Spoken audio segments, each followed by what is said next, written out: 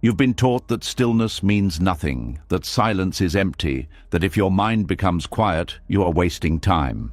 But if that were true, why does noise leave you exhausted? Why does constant thinking feel heavy? Why do you feel restless even when your life is full? The truth is this: stillness is not empty, it is deeply settled. It is the place where the mind stops searching, where the body finally feels safe, where nothing needs to be added and nothing needs to be removed. For thousands of years, Buddhist teachings have pointed to this state, not as an escape, but as a return to what has always been steady beneath the noise. They understood that peace is not found in control. It appears when resistance ends, that clarity does not come from more thought, but when thought is no longer in charge. As you listen, your system will begin to settle. Your breathing will slow on its own. The tightness you've been carrying will soften without effort, without forcing calm. This is not about becoming someone new. It is about resting as you are, feeling grounded, feeling present, without trying to fix yourself. This is not emptiness. This is depth. This is stability. This is peace that does not depend on conditions. Stillness is not empty, it is deeply settled. Are you ready? Let's begin. The words you just heard are not meant to stay as ideas. They are meant to lead you somewhere quieter. Not quieter on the outside, but deeper on the inside. What comes next is not a new concept to collect or a belief to hold on to.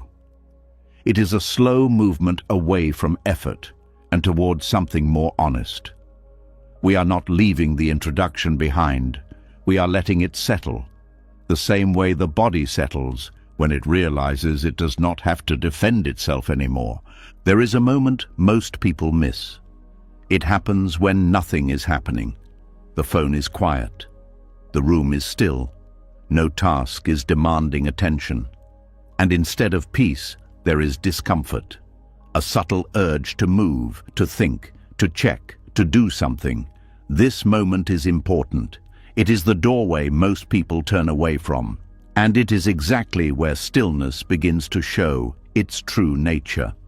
Stillness does not arrive because thoughts stop. Thoughts are not the enemy. Trying to stop them only creates more tension.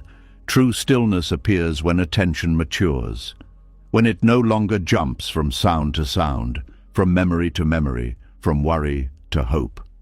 At first, attention is restless. It behaves like a child in a crowded room, pulled by every movement, every noise, every promise of stimulation. This is not a flaw. It is simply untrained attention doing what it has learned to do in a world designed to pull it apart. Most people believe peace will come when their thoughts become positive or when their mind becomes quiet. That belief keeps them stuck, because attention does not settle by force. It settles by understanding. It settles when it no longer needs to chase or resist. When attention begins to mature, it stops scattering, not because it is controlled, but because it is satisfied. This is subtle, and because it is subtle, it is often overlooked. Attention matures the same way fruit ripens. You do not pull on it, you do not rush it. You provide the right conditions, and something natural happens on its own. When attention ripens, it becomes steady without effort. It rests where it is placed, not because it is held there, but because it no longer feels the need to escape. At first, when you sit quietly or pause during the day, attention will feel unstable.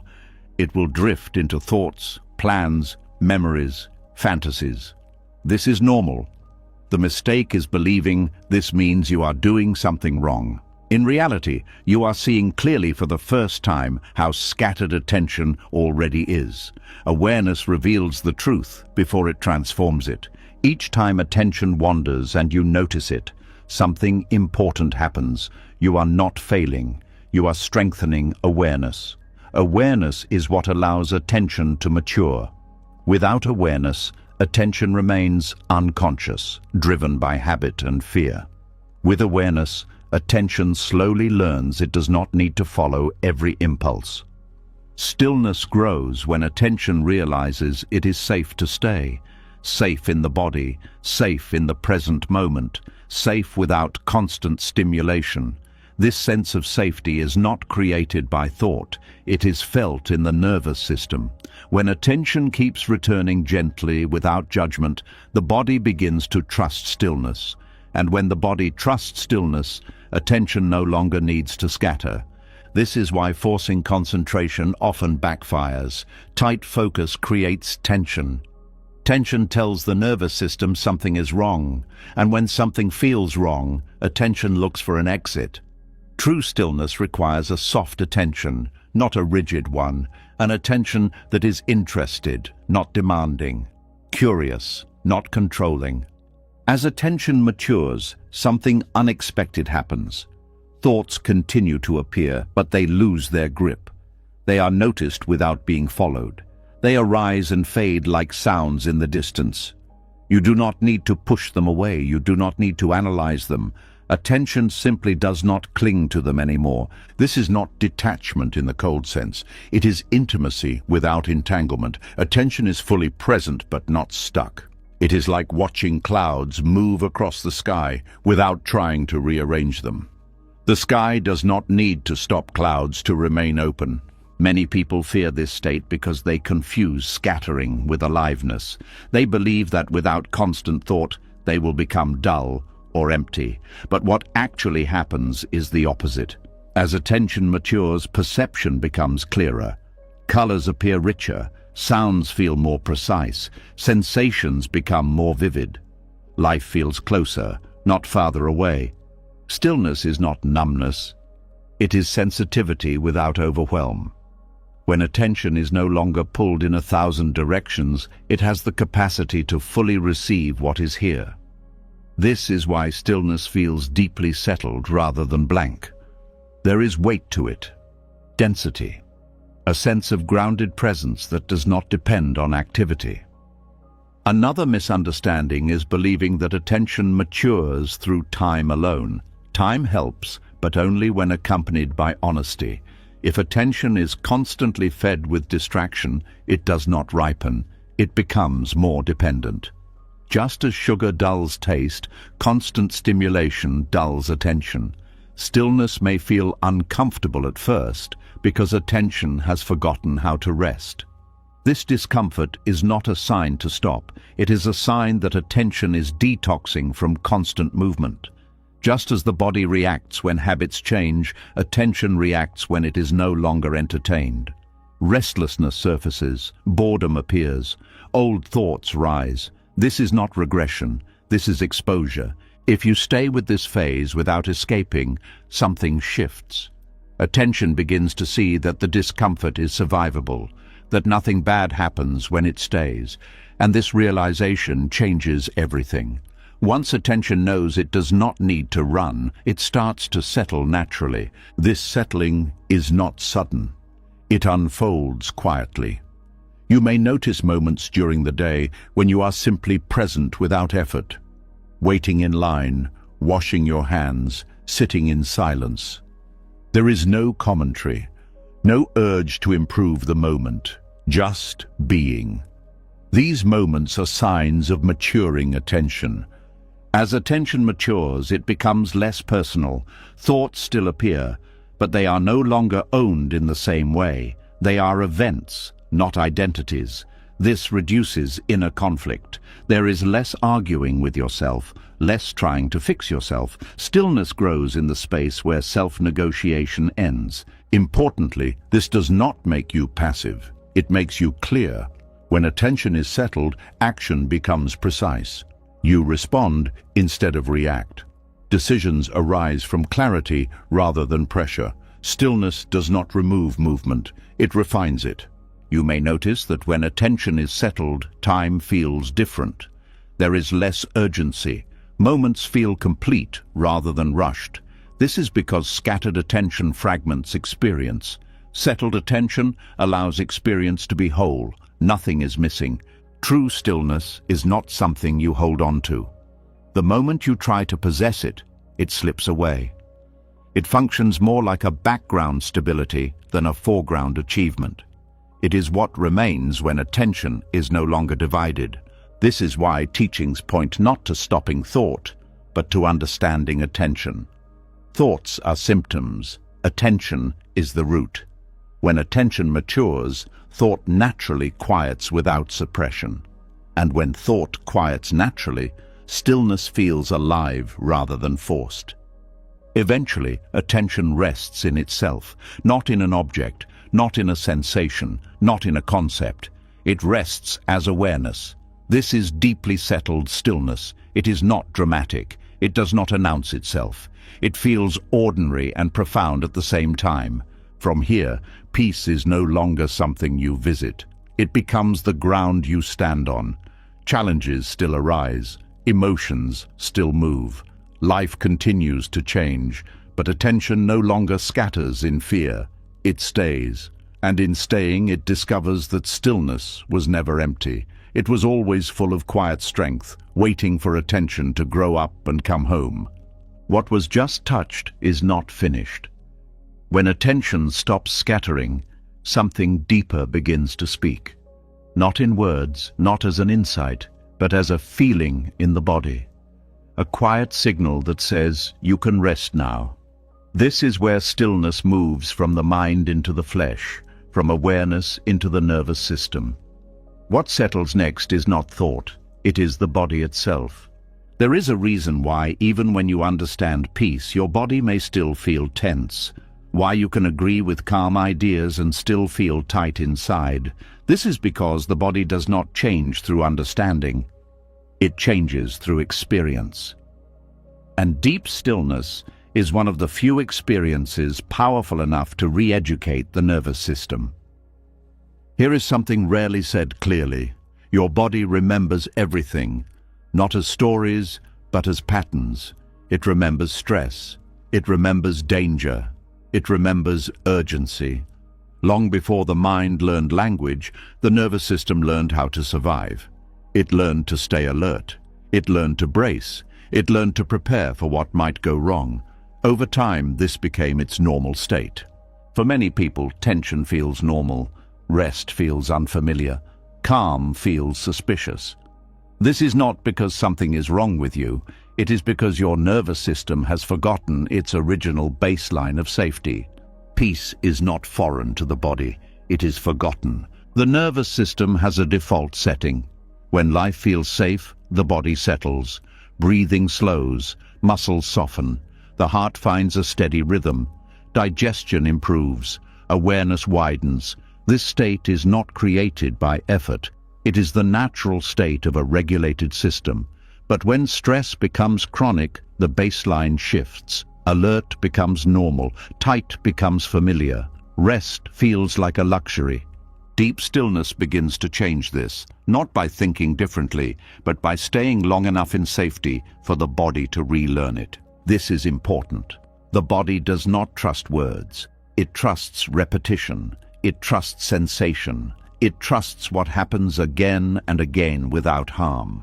When you rest in stillness without forcing calm, the nervous system receives a new message. Nothing bad is happening. There is no threat. There is no demand. Over time, this message sinks below thought. At first, the body may resist. You may notice discomfort when things slow down. Restlessness, tightness, a subtle anxiety without a clear cause. This is not failure. This is stored energy surfacing. The nervous system is testing the environment. It is asking, is it really safe to let go?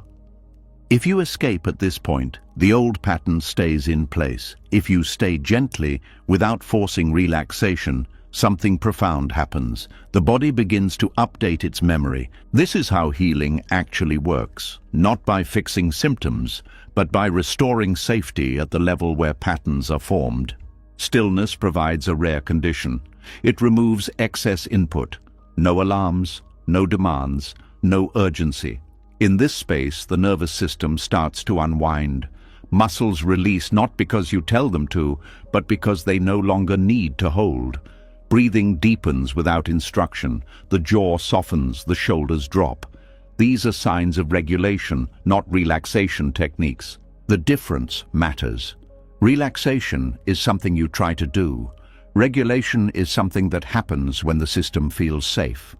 Many people chase calm through control. They manage their breath. They correct their posture. They try to relax harder. This often backfires because control signals danger. The nervous system hears, "Something is wrong, fix it," and it responds with more tension. Stillness works differently. It does not demand change, it allows it. As the body experiences stillness again and again, it begins to recognize it. This recognition is not mental, it is cellular. The body remembers, "Oh, this is possible," and slowly this state becomes more accessible. You begin to return to it more easily, even in daily life. This is why brief moments of deep stillness can be more transformative than hours of mental work. They speak the language the body understands. Over time, you may notice changes you did not plan. You react less quickly. Loud sounds feel less jarring. Emotional waves move through without hijacking you. You recover faster after stress. These are not personality changes.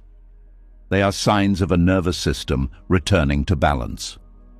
Stillness also reveals something important.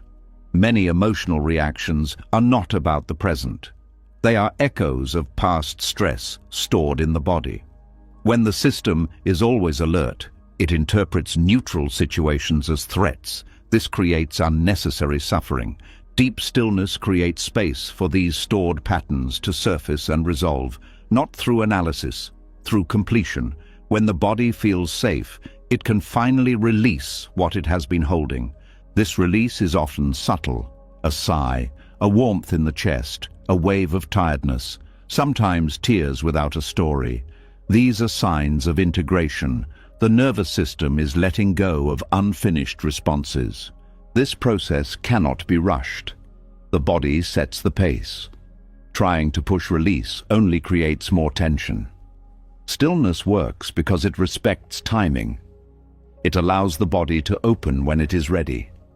Another shift happens quietly. The body begins to trust the present moment. This trust changes how you meet life. You do not scan for danger as much. You do not brace for impact before it arrives. You meet experiences directly, without armor. This does not make you weak. It makes you responsive. A regulated nervous system can mobilize when needed and rest when not. Chronic tension does the opposite. It keeps you half ready all the time and fully present almost never.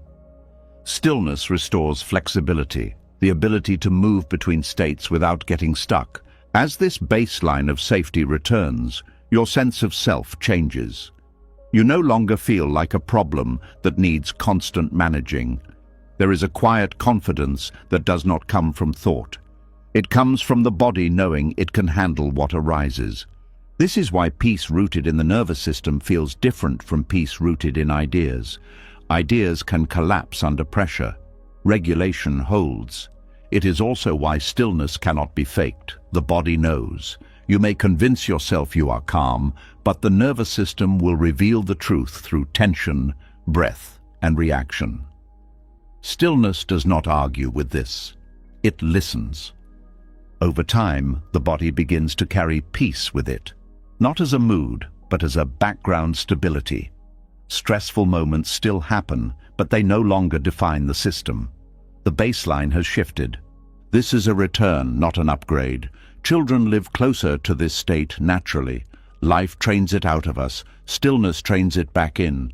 Importantly, this does not require isolation or perfect conditions. Once the nervous system learns safety, it can access it in small ways anywhere. A pause before speaking, a breath that deepens on its own, a moment of grounded presence in the middle of activity. These moments are not escapes, they are reminders. The body remembers peace. As this memory strengthens, something else fades. The constant background anxiety many people carry, the subtle feeling of being chased by time, the need to stay busy to feel okay. These dissolve not because you solved them, but because the system no longer needs them. Stillness teaches the body that safety does not depend on control, it depends on presence. This is why deep stillness is not passive, it is restorative. It repairs at a level thought cannot reach. It re-educates the nervous system through lived experience, not instruction. When the body remembers peace, the mind follows naturally. You do not need to convince yourself that you are safe. You feel it. And from this feeling, clarity, patience, and compassion arise without effort. This is how stillness moves from an idea to a foundation, not by emptying the mind, but by settling the body into a truth it never truly forgot. As the body begins to remember peace, something unexpected often appears. Instead of relief, there can be unease. Instead of calm, there can be tension. This confuses many people. They think something has gone wrong, but nothing has gone wrong. What is happening now is not a setback. It is the next layer revealing itself. When the nervous system starts to settle, stillness becomes possible. And when stillness becomes possible, everything that once depended on noise starts to surface. There is a quiet moment when stimulation drops away and you are left with yourself. No distractions, no roles to perform, no urgency, just presence. And instead of freedom, a subtle fear can arise, a tightness, a sense that something is missing. This reaction is not random, it is learned, and understanding it changes everything. Stillness feels threatening before it feels liberating because the mind and body have been trained to associate movement with safety. For years, maybe decades, stimulation has been used as protection. Thinking, planning, scrolling, worrying, doing. These are not just habits, they are strategies. They keep deeper sensations out of awareness. They keep unresolved feelings buried. They keep the system busy enough to avoid what feels unknown. When stillness removes stimulation, the protective layer dissolves, and what remains is unfamiliar territory. The nervous system asks, "Who am I without all this movement?" The mind asks, "What happens if I stop managing everything?" These questions are not spoken. They are felt. This is why stillness can feel like a loss of control. The structures that once provided orientation begin to fade. The constant commentary quiets. The usual reference points weaken. For a system used to being guided by thought and activity, this can feel like falling. But this falling is not into danger. It is into depth. The resistance that appears in stillness is not an enemy, it is a threshold. It marks the edge between what is familiar and what is real. Most people never cross this edge. They interpret discomfort as a sign to escape. They reach for stimulation, they return to noise, and the doorway remains unopened. The fear is rarely dramatic. It often shows up as boredom, restlessness, irritation, sleepiness, a vague sense of unease. These are socially acceptable ways to avoid stillness. But beneath them is something more honest, a fear of meeting what has been avoided. When stimulation disappears, old emotional patterns lose their cover. Feelings that were postponed begin to knock.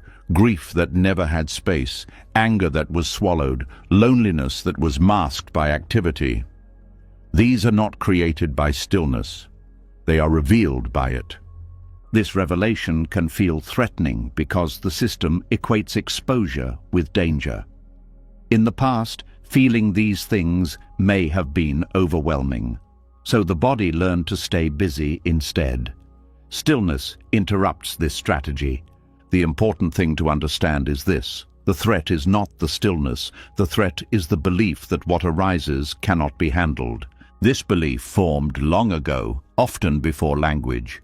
It is stored as tension, not as memory. Stillness brings awareness to this tension.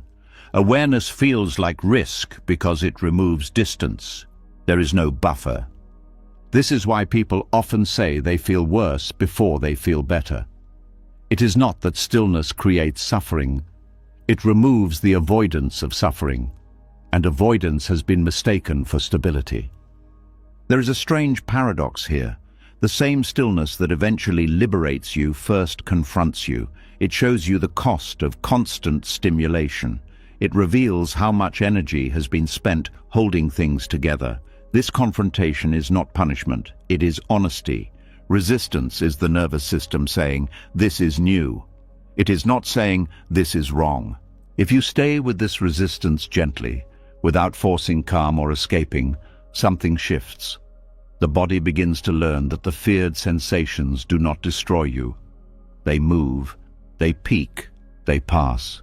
This learning is powerful. It rewrites the old equation that equated feeling with danger. This is why stillness is a doorway. The resistance marks the threshold. On one side is the known world of distraction and control. On the other side is a deeper freedom that does not depend on keeping things away. Many people expect liberation to feel pleasant immediately. They expect peace to feel like relief, but liberation often begins as disorientation. The old ways stop working. The new ways are not yet trusted. This in-between feels unstable. This instability is not chaos, it is reorganization. Think of how the body feels when a long-held tension finally releases. There can be trembling, weakness, a strange emptiness. These are signs of recalibration. Stillness triggers a similar process internally. As resistance softens, another fear may appear, a fear of disappearing. When the usual mental noise quiets, the sense of being someone doing something can weaken. This can feel like losing identity. The mind asks, if I am not thinking all the time, who am I? This fear is understandable. Identity has been built from thought, memory, and habit. Stillness loosens their grip. But what dissolves is not you. It is the constant effort to be you. What remains is presence without strain, awareness without commentary, a sense of being that does not need constant confirmation. This feels unfamiliar at first because it is not based on effort. The reason this feels liberating later is because effort has been exhausting. Another layer of resistance comes from cultural conditioning. Productivity is valued. Stillness is misunderstood as laziness. Doing is rewarded. Being is ignored. So when you stop doing, guilt can arise, a feeling that you should be accomplishing something. This guilt is not moral, it is conditioned. Stillness challenges the belief that worth comes from activity. This challenge feels threatening because it destabilizes a deeply held story. If you allow this guilt to be present without obeying it, you begin to see through it. You realize that nothing bad happens when you rest. The world does not collapse. Your value does not disappear. This realization loosens the grip of old conditioning. Stillness also removes the illusion of control. When you are busy, it feels like you are steering life. When you are still, you see how much unfolds on its own. This can feel unsettling at first, but it is also relieving. Control has been heavy. The resistance to stillness is the last defense of a system built on effort. It is the mind and body saying, "This is how we survived." Honoring this without obeying it allows a deeper intelligence to emerge. As you pass through this doorway, stillness changes its flavor. What once felt empty begins to feel full. What once felt threatening begins to feel supportive. There is a sense of being held rather than exposed. This shift does not happen because you understand something new. It happens because the system experiences safety on the other side of fear. Experience rewrites belief. You may notice that after staying with stillness through resistance, you feel more solid, more rooted, less reactive. Not because you are suppressing reactions, but because they no longer dominate. The doorway does not remove life's difficulties. It changes how you meet them. Instead of bracing, you stay. Instead of escaping, you allow. Instead of resisting discomfort, you trust movement. This trust is the beginning of liberation. Most people turn back just before this point. They mistake resistance for failure. They think stillness is not for them. In truth, resistance is proof that something real is happening. Stillness feels threatening before it feels liberating because it dismantles the structures built to avoid pain. Liberation does not come from building better structures. It comes from discovering you no longer need them. On the other side of resistance is a quiet confidence. Not confidence in outcomes, but confidence in your ability to remain present. This confidence does not shout, it settles. And when stillness settles, it no longer feels like absence, it feels like ground. After passing through the doorway where resistance softened, something new becomes visible. The noise may be gone, the body calmer, the mind less reactive, and yet there can still be a subtle tension underneath, a sense that quiet has arrived, but peace has not fully landed. This is an important distinction. What follows now is not about making things quieter, but about understanding what it truly means to be settled. There is a kind of quiet that feels stiff. The room is silent, but inside there is pressure. Thoughts are held down, emotions are contained, the body behaves, but it does not rest. Many people mistake this for peace. It looks calm from the outside, but it requires effort to maintain. This is silence imposed, and it is fragile.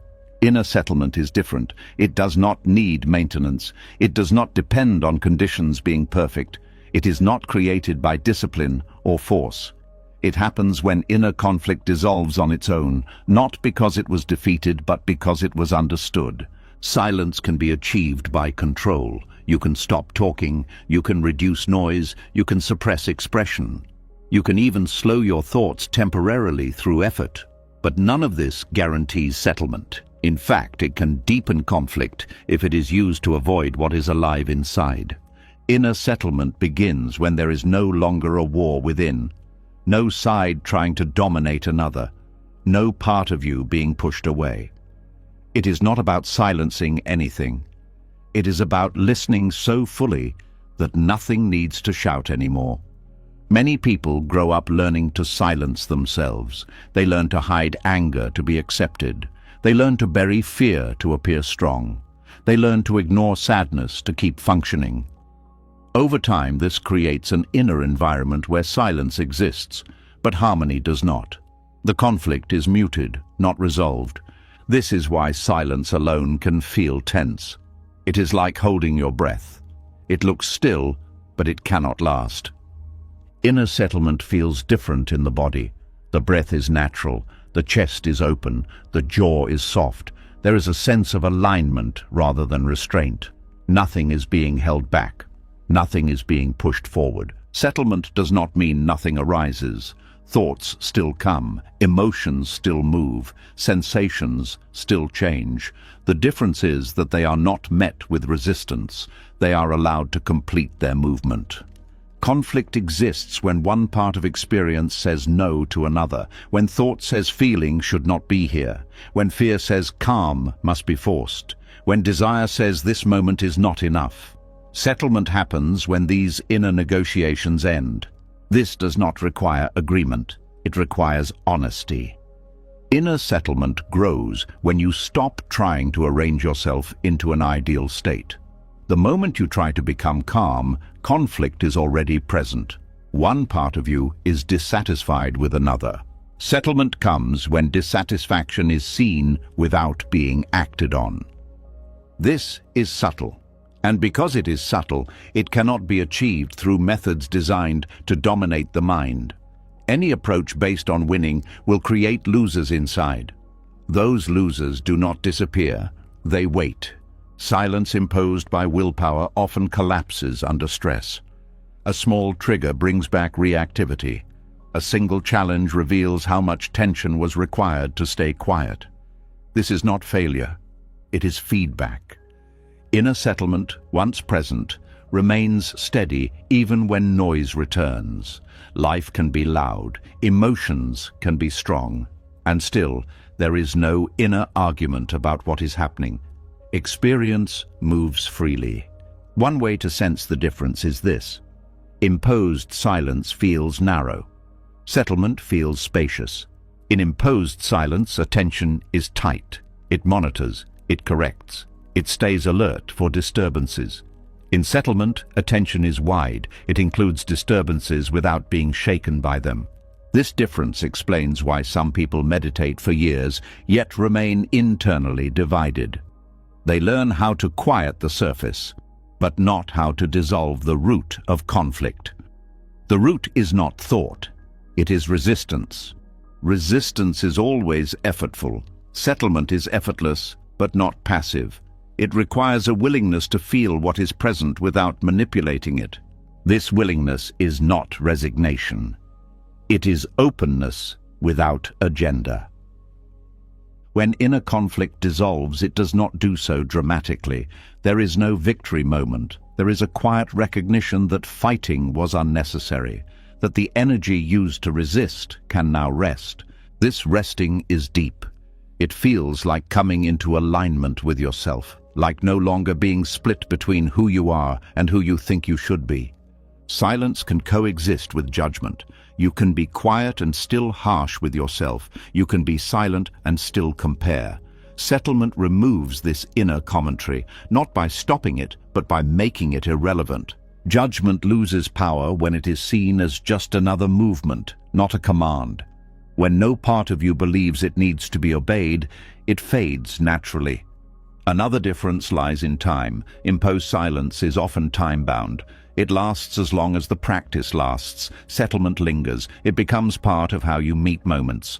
You may notice that after genuine settlement, there is less urgency to speak. Not because speaking is wrong, but because silence is no longer empty. Words are no longer used to fill space or protect identity. They arise when they are needed. This gives communication a different quality. It becomes simpler, more precise, less reactive. Silence is no longer something you retreat into, it is something you carry. Inner settlement also changes how you relate to discomfort. In imposed silence, discomfort is an enemy that threatens the calm. In settlement, discomfort is allowed to exist without disturbing the ground. This does not mean you tolerate harm or ignore needs. It means you respond without inner struggle. Conflict dissolves when there is no longer a part of you trying to escape the present. Settlement is not agreement with everything. It is the end of arguing with what is already here.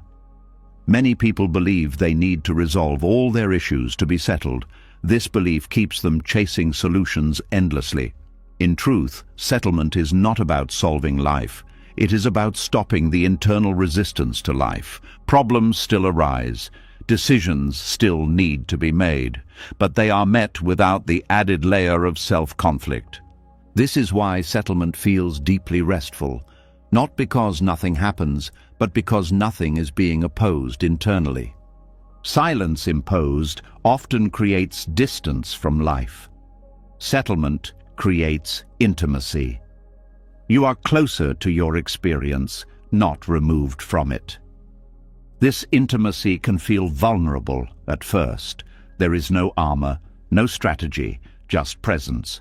But this vulnerability is not weakness. It is sensitivity without fear.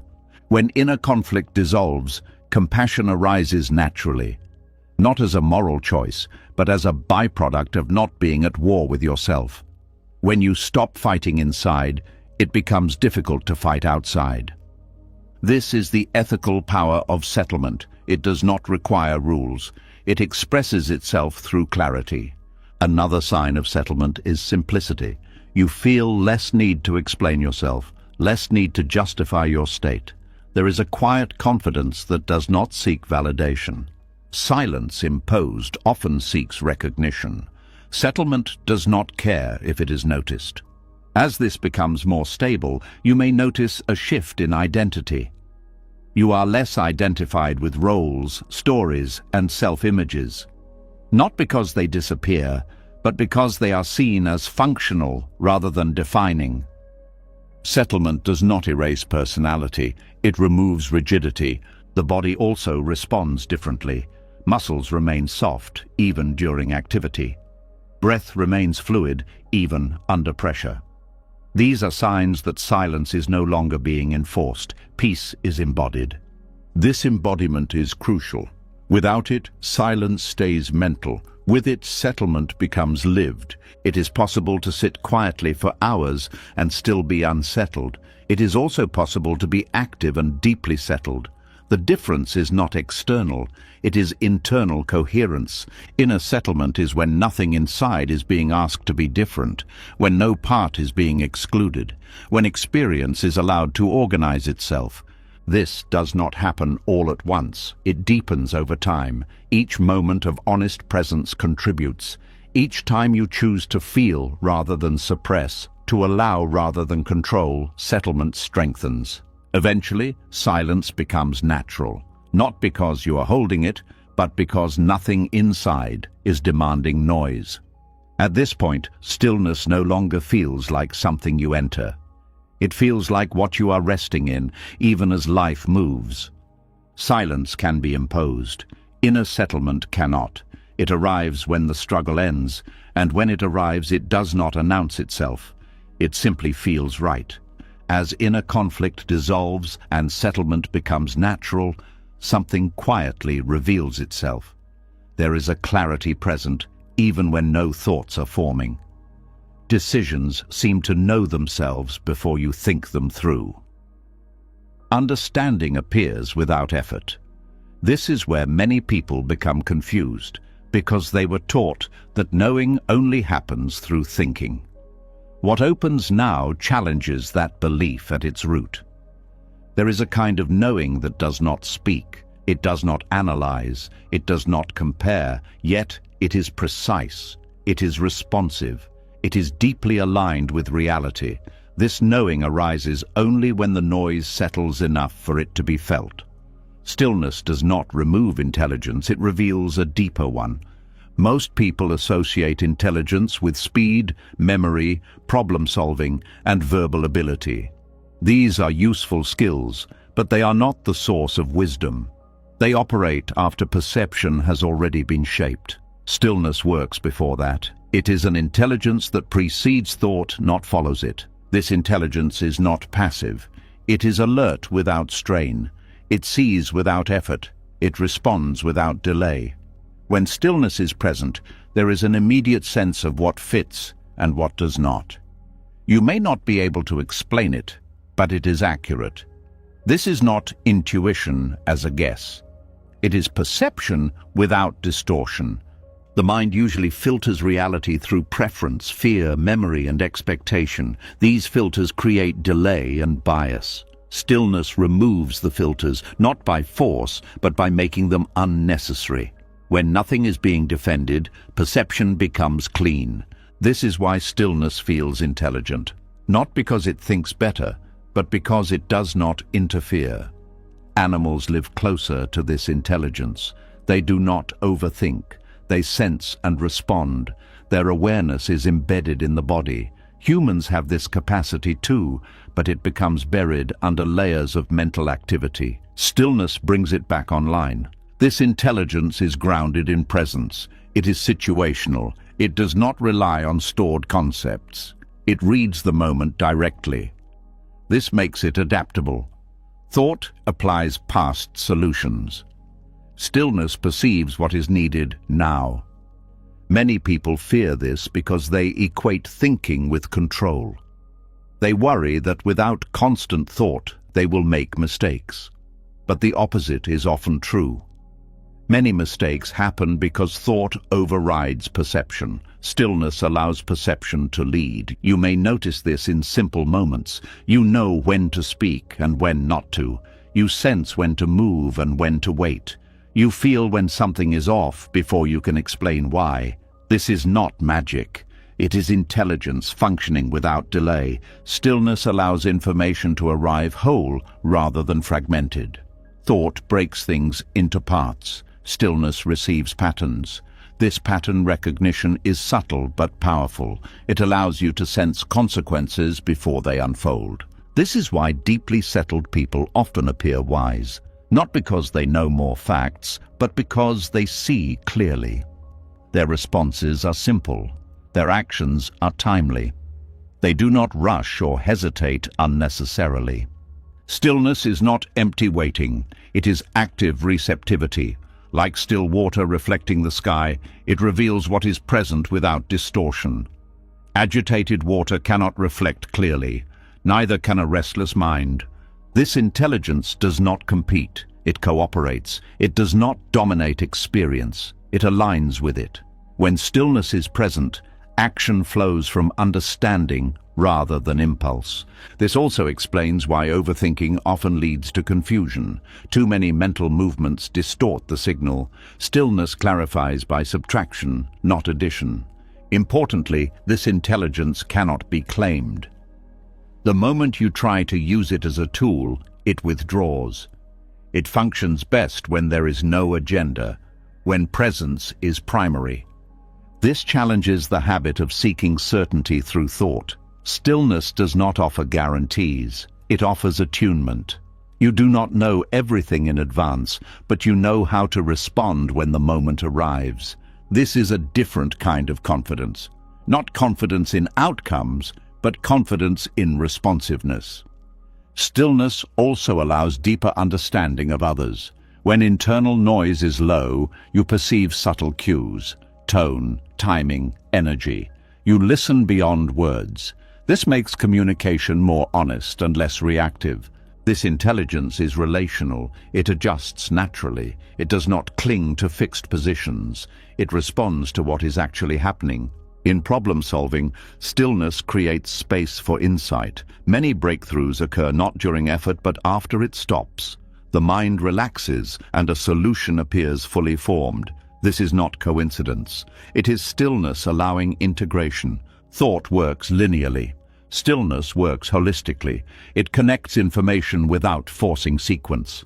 This intelligence also knows when not to act. In a culture obsessed with action, this is misunderstood.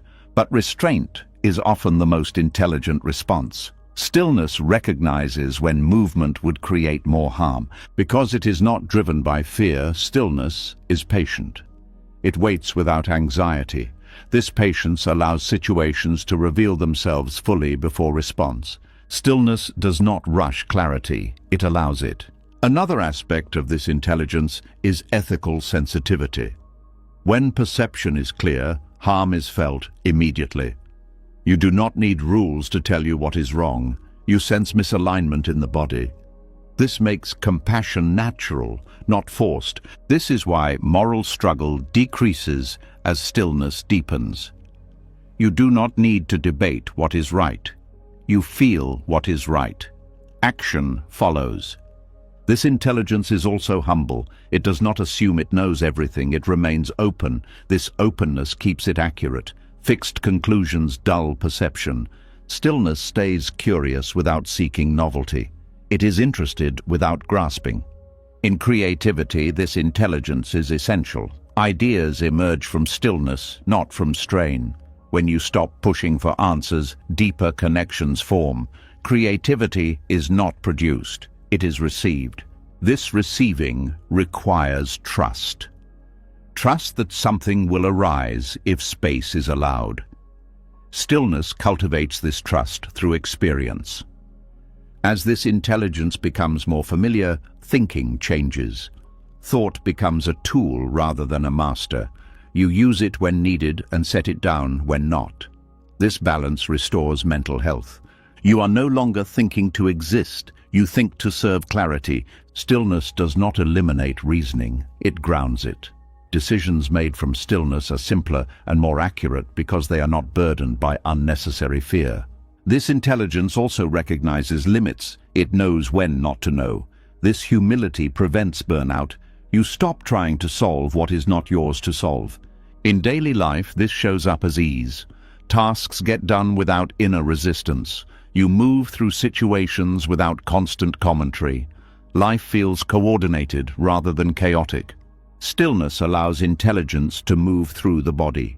You feel responses before you articulate them. Action becomes embodied. This embodiment is crucial. Intelligence trapped in thought is incomplete. Stillness integrates knowing with movement. Over time, you may notice that you trust yourself more. Not your opinions, but your presence. You trust that if you stay settled, the right response will come. This trust reduces anxiety. You no longer need to plan every outcome. You rely on responsiveness. Stillness is not the absence of intelligence, it is intelligence unblocked. When conceptual thought quiets, something older and wiser takes the lead. Not dramatic, not mystical, simply accurate. This is why stillness has authority without force. People feel it. It does not need to explain itself. As this intelligence becomes stable, life feels less confusing, not because answers are fixed, but because perception is clear.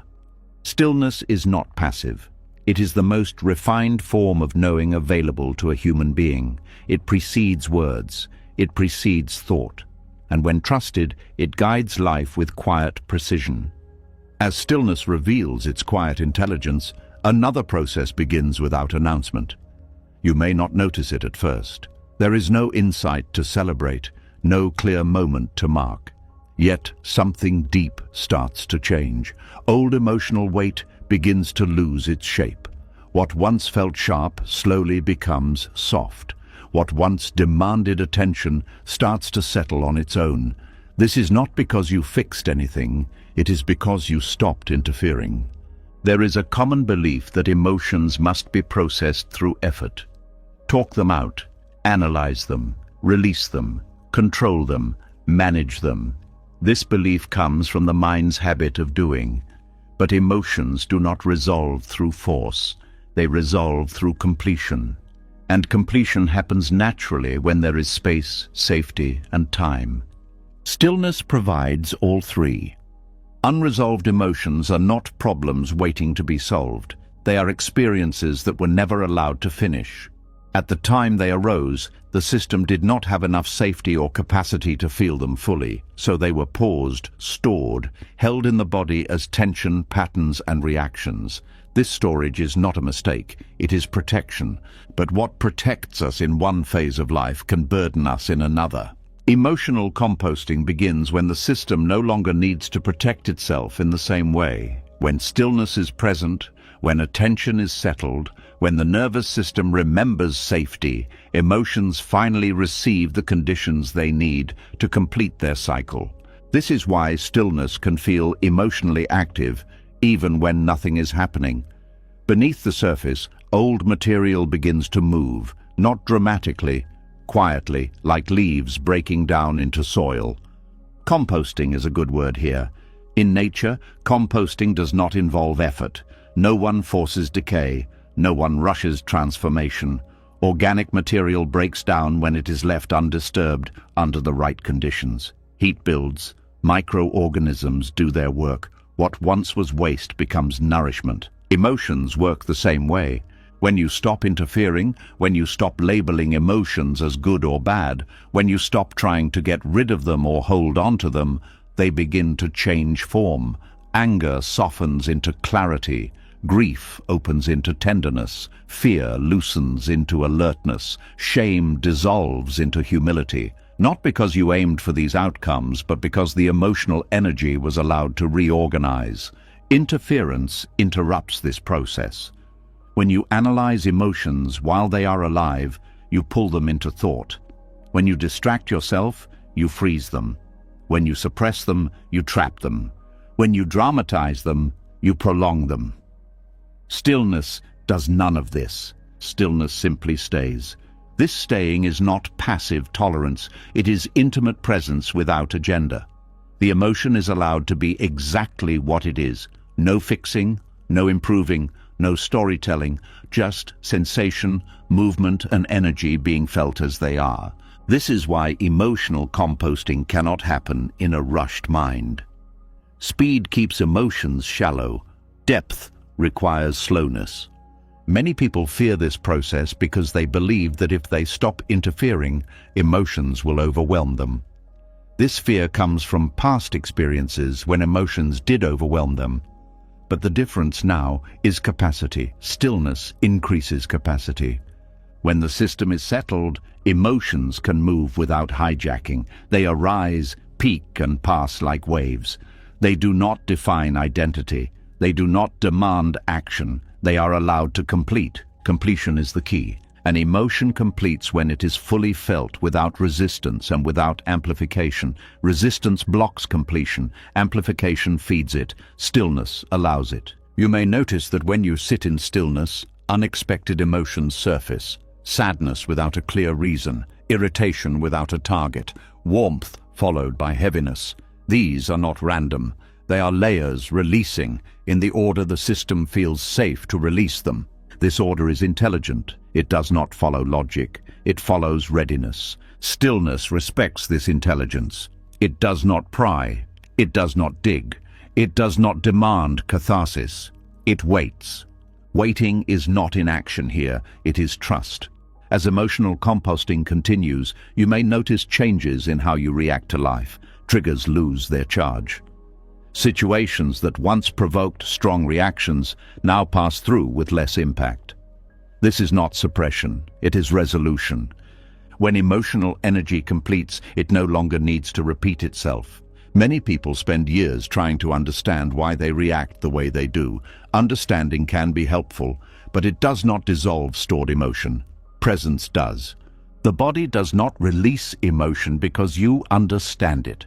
It releases emotion because it no longer needs to hold it. Stillness sends this message repeatedly. It is safe now.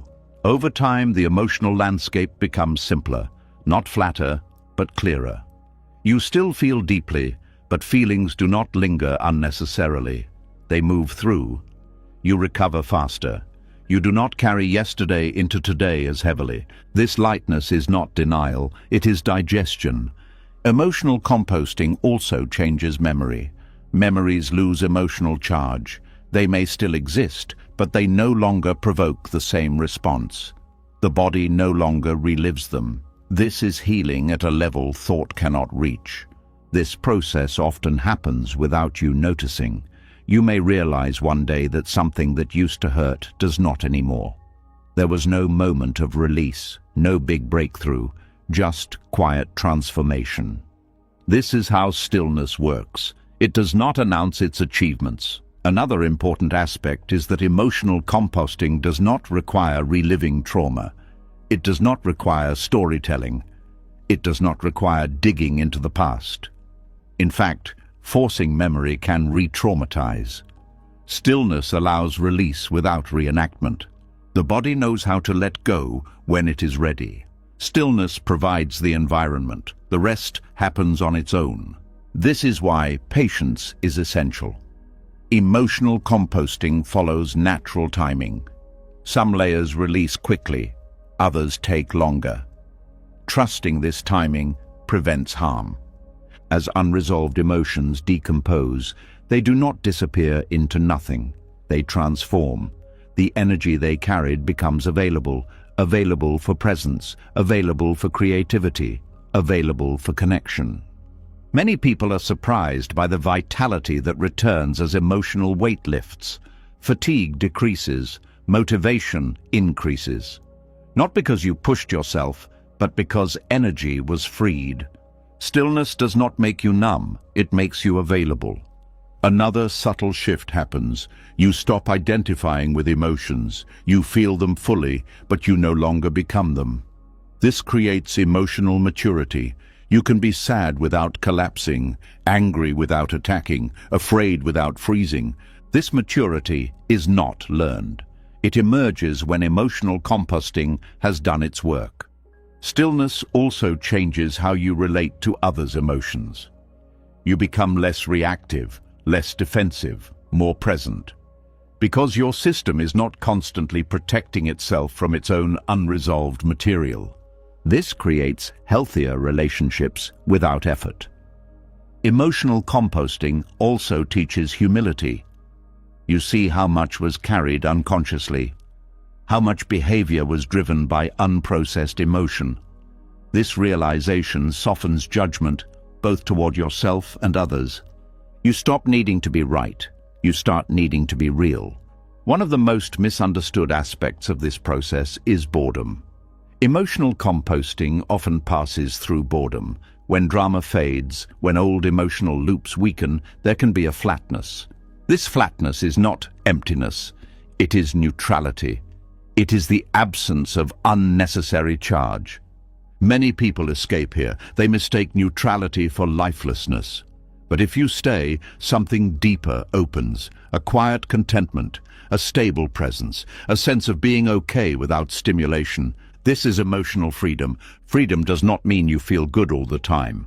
It means emotions no longer control your life. Stillness allows emotions to compost rather than accumulate. It keeps the internal environment clean and fertile. From this soil, wisdom grows naturally. You do not need to dig through your emotional past. You need to stop running from your emotional present. Stillness is enough. When interference ends, healing continues, not as an event, but as a way of being. Emotional composting becomes ongoing. Each feeling is met, each wave completes. Nothing is stored unnecessarily. This is not a technique. It is a relationship with experience. And as this relationship stabilizes, you discover something simple and profound. You are not broken. Nothing inside you needs to be fixed. Everything inside you needs space. Stillness gives that space. And in that space, what was heavy becomes nourishment. As emotional weight composts and old reactions lose their grip, a new temptation quietly appears. It feels positive, even noble, a sense that you are moving forward, becoming better, going somewhere higher. This is where many people unknowingly step into another form of movement, not physical movement, inner movement, and it can be just as distracting as noise. There is a subtle excitement that comes when suffering decreases. You feel lighter, clearer, more stable, and almost immediately the mind wants to measure it, name it, turn it into progress. This is understandable.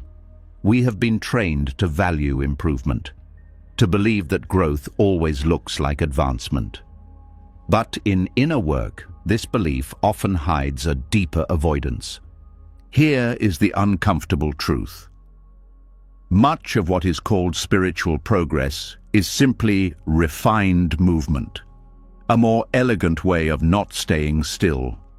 The mind loves goals, it loves stages, it loves comparing where you are now to where you were before. This creates a sense of direction. But direction implies distance. Distance implies that something is missing. And the moment something is missing, effort returns. Non-movement threatens this entire structure. Non-movement does not mean doing nothing in life. It means no longer moving away from what is here. It means not chasing a future state to validate the present. This is deeply confronting because identity has been built on becoming. When emotional composting frees energy, the system feels capable again. This capability often turns into seeking deeper states, seeking permanent peace, seeking enlightenment, seeking the next realization. This seeking feels productive, but it is often fear in disguise, fear of stopping completely. Stopping reveals truth faster than movement ever can. Movement creates a sense of continuity. It gives the mind something to hold on to. Non-movement removes reference points. There is no next step, no higher version, just this. This is why non-movement feels threatening even to sincere seekers. It removes the narrative of improvement. It removes the comfort of progress. It asks a simple but radical question: what if nothing needs to happen? The illusion of progress is seductive because it gives meaning to effort. It makes discomfort feel purposeful. It promises a payoff, but it also postpones truth, always later, always after the next breakthrough. Non-movement collapses time. There is no later. There is only what is. This does not mean stagnation. Stagnation is resistance. Non-movement is openness without direction. It is staying without agenda. In spiritual spaces, progress is often measured by experiences, visions, bliss, calm, insight. But experiences come and go. They do not define freedom. Chasing them keeps attention outward. Non-movement turns attention back to what is always present, the ground beneath experience. This ground is not exciting, it does not entertain, it does not confirm identity, it does not provide stories, and because of this, it is often ignored. But this ground does not change, it does not improve, it does not regress, it simply is. When you stop moving inwardly, you begin to see how much movement was unnecessary, how much effort was driven by discomfort with simplicity. The mind equates simplicity with lack. It says, this can't be it. So it creates projects, paths, practices, even spiritual ones. None of this is wrong, but at a certain point, it becomes avoidance. Avoidance of rest, avoidance of not knowing, avoidance of ordinariness.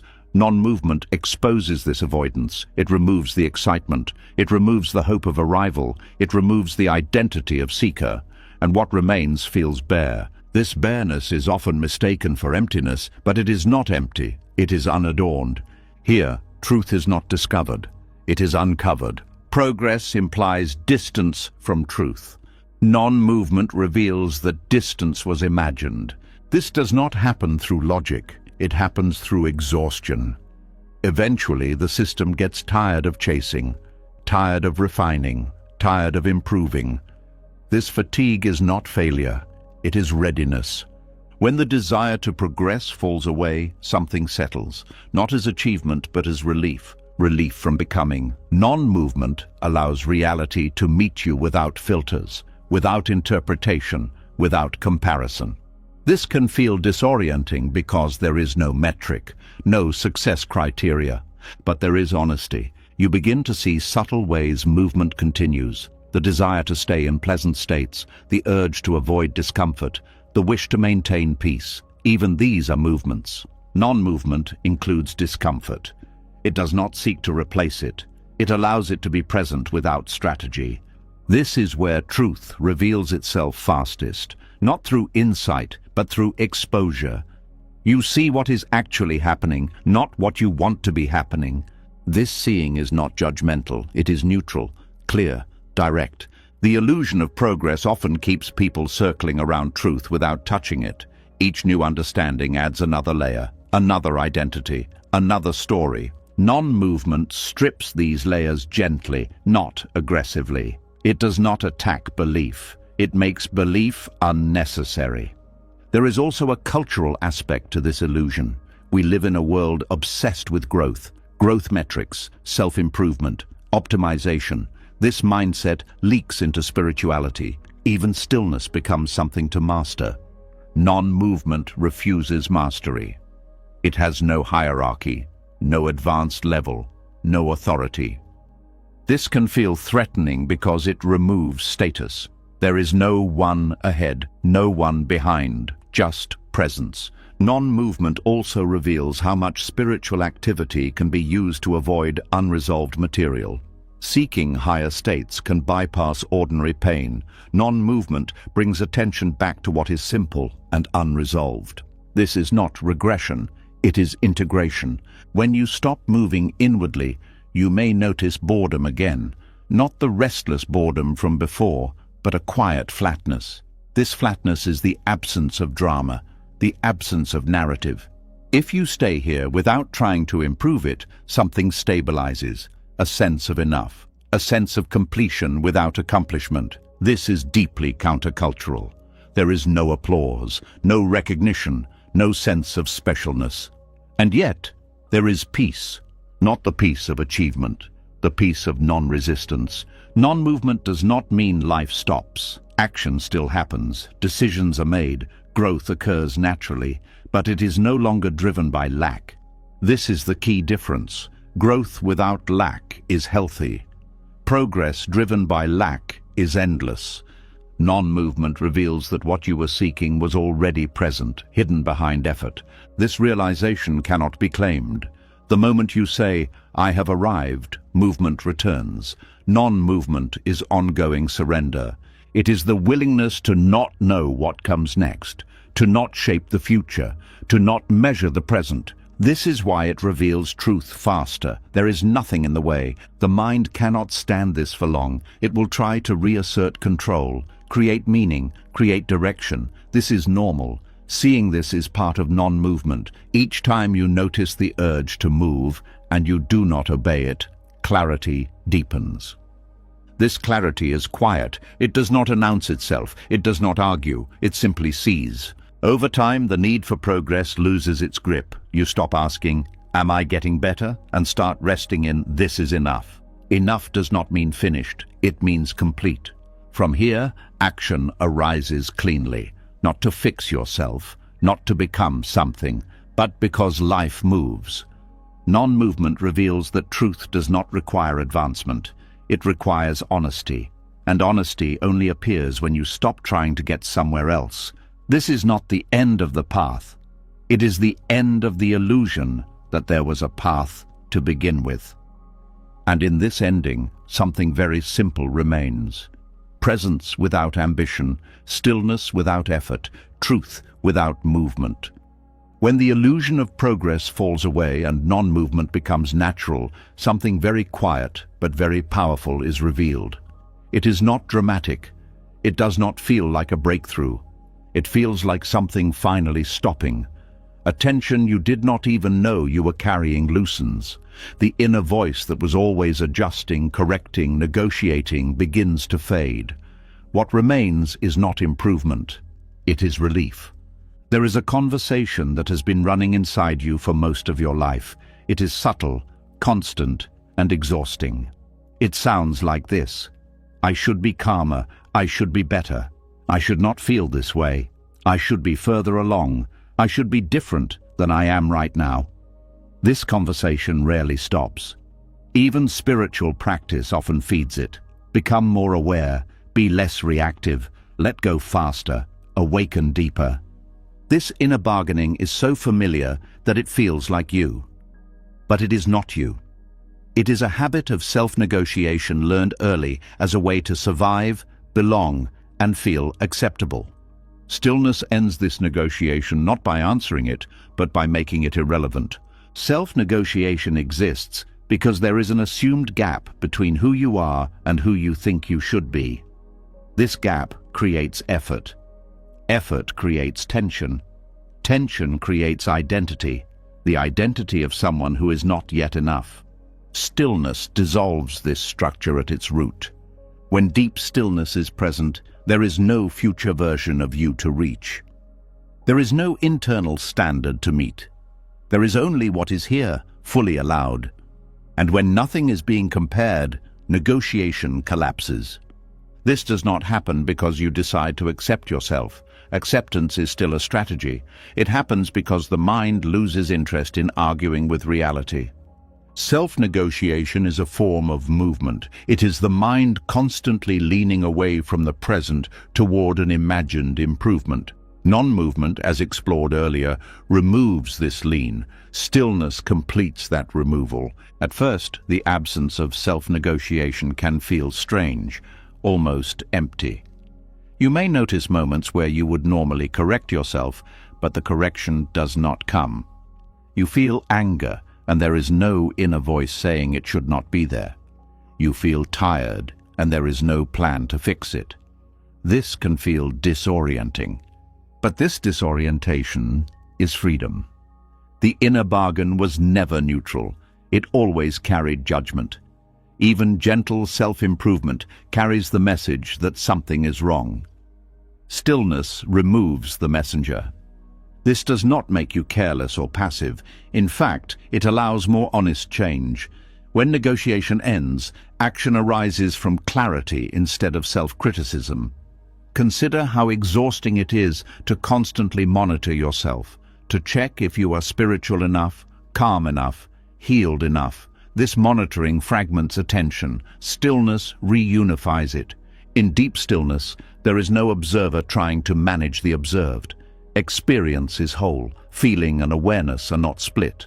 This wholeness leaves no space for bargaining. Self-negotiation also relies on time. It needs a future to work toward. Stillness collapses time into presence. Without a future self to impress, the current self is enough. This does not mean stagnation. Growth still happens, but it is organic, not negotiated, like a tree growing without checking if it is tall enough. One of the most painful aspects of self-negotiation is how it turns even peace into a task. You start measuring calm, tracking stillness, judging meditation. Stillness ends this by revealing that peace is not an achievement. It is the absence of inner resistance. Resistance fuels negotiation. When resistance dissolves, negotiation has nothing to work with. You may notice that in deep stillness, language itself feels unnecessary. The mind is not narrating experience. Without narration, there is no script for self-improvement. This silence is not imposed. It is the natural outcome of no longer arguing with what is happening. Many people fear this because they believe without self-negotiation they will become lazy or irresponsible. But self-negotiation is not the source of integrity. Clarity is. When stillness is present, you naturally see what needs to be done. You do not need to pressure yourself. Action arises without inner conflict. Another layer of negotiation dissolves around identity. Labels such as healed, awakened, broken, or unworthy lose meaning. Stillness does not support fixed identity, it supports presence. Without identity maintenance, there is tremendous energy freed. Energy that was spent on managing an image returns to being. This being is simple, ordinary, quiet, and deeply satisfying. Self-negotiation is also the source of inner shame. Shame thrives on comparison. Stillness removes the comparison field. Without comparison, shame cannot survive. This does not mean you ignore harm or responsibility. It means you respond without self-attack. Accountability without self-negotiation is clean.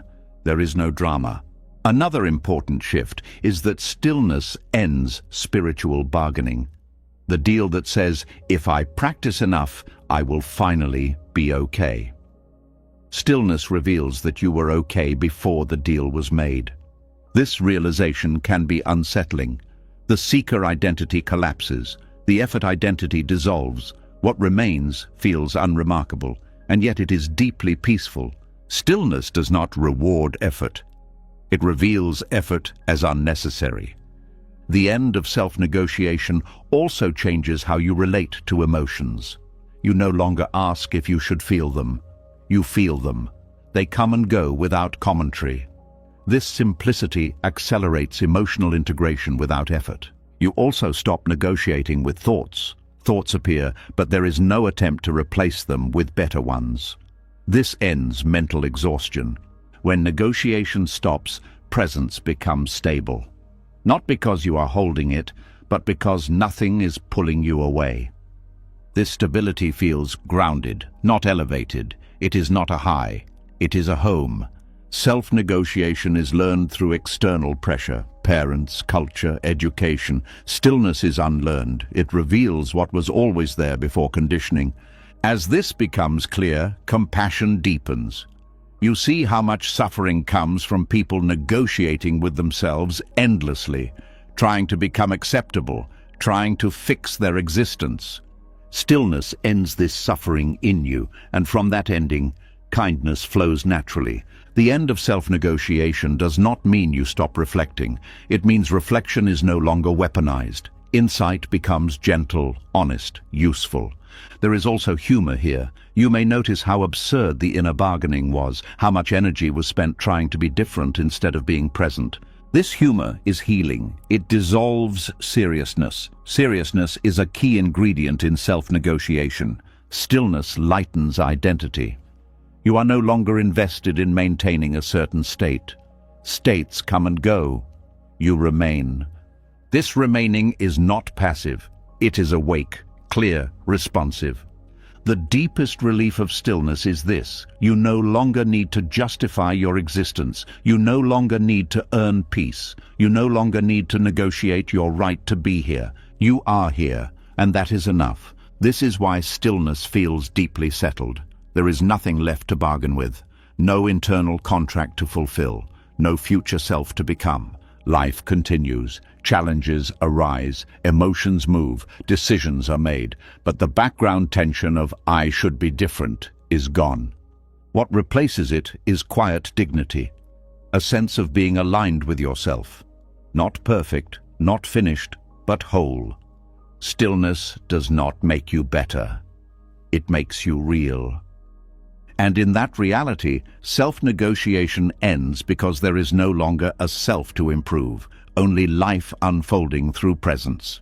When self-negotiation dissolves, there is a deep relief. No more fixing, no more becoming, just presence.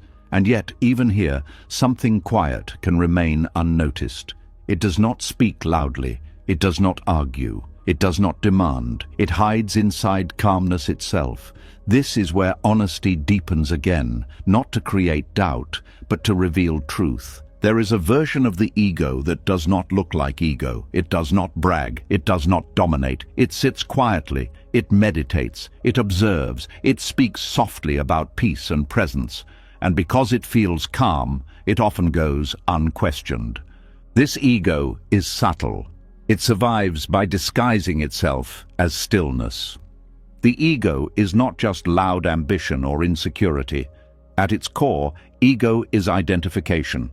Identification with anything that says, this is me or this is mine.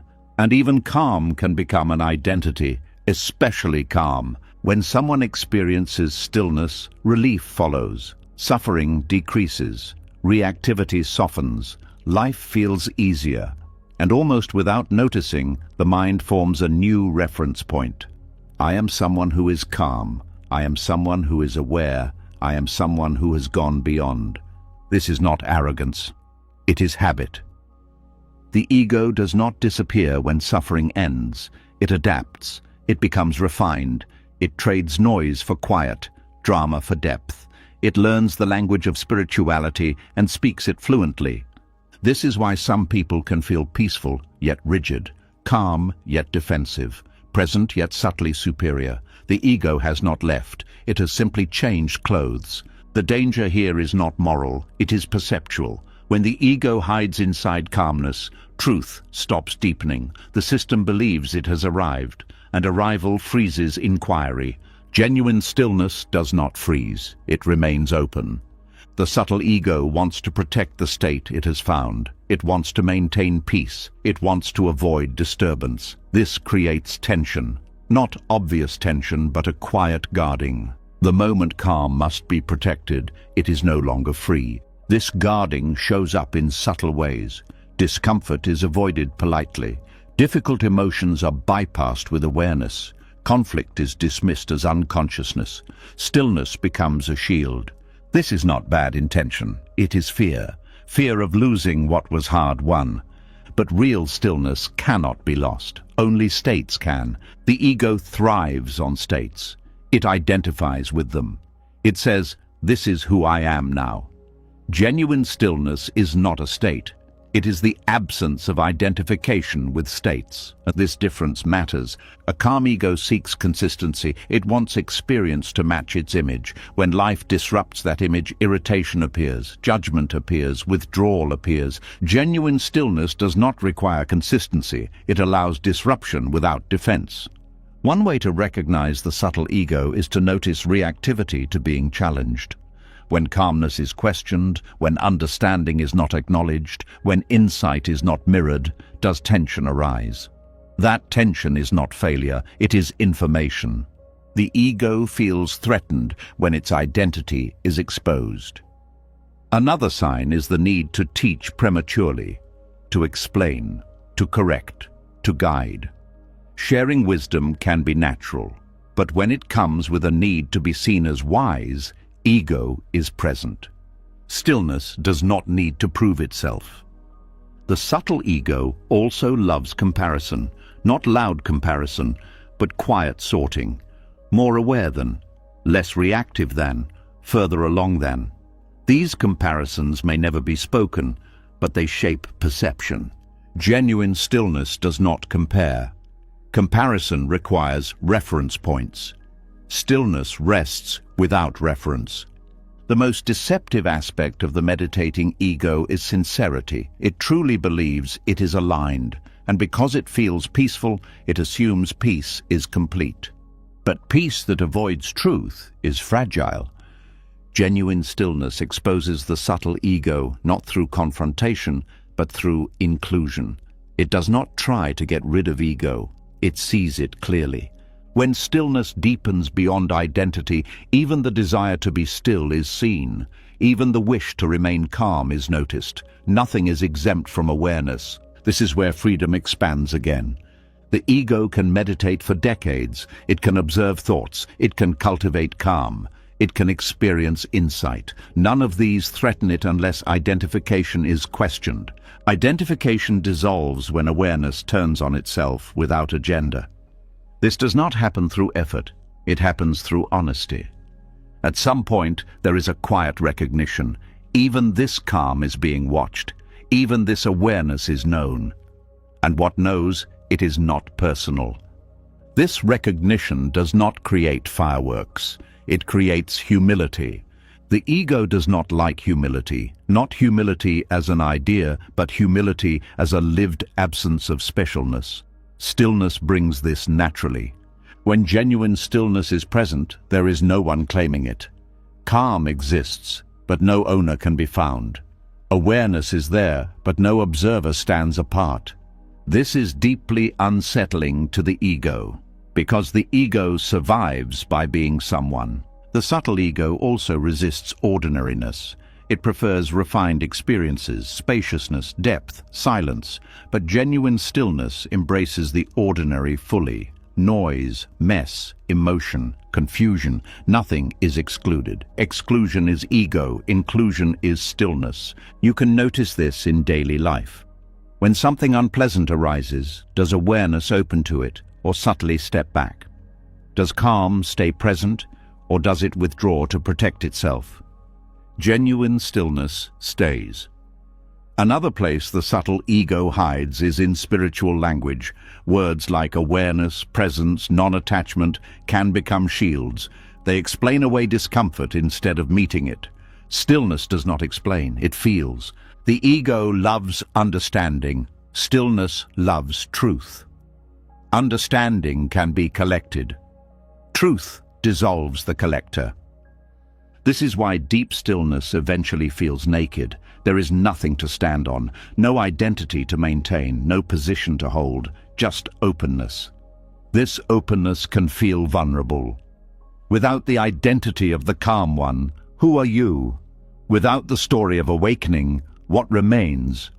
What remains is not a void, it is simple being. The ego wants to stay relevant.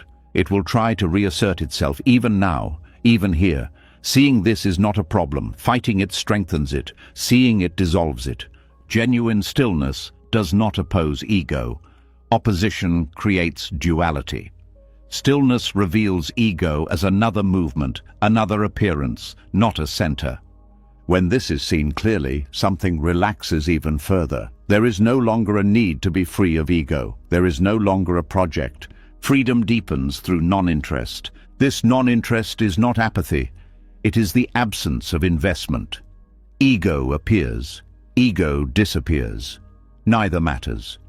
This is where stillness becomes truly unshakable, not because nothing arises, but because nothing is defended.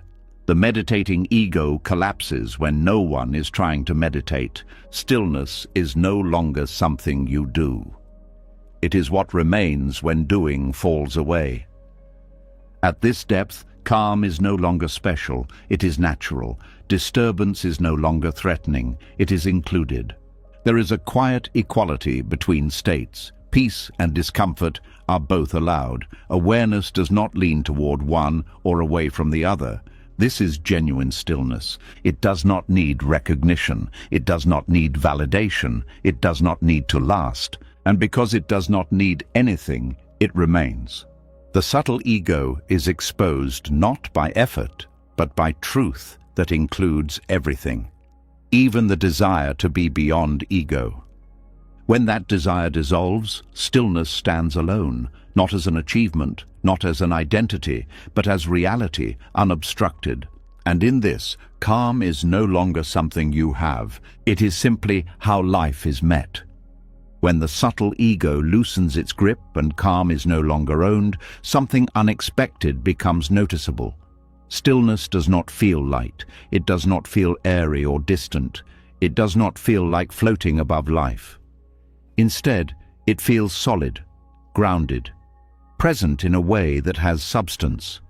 This surprises many people because they were taught to associate peace with lightness and transcendence. What reveals itself now is different. Stillness has weight. There is a common image of calm as something soft and thin, like mist or space. This image comes from the mind's tendency to escape upward when things get quiet. But genuine stillness does not lift you away from life. It drops you into it, fully, firmly, without wobble.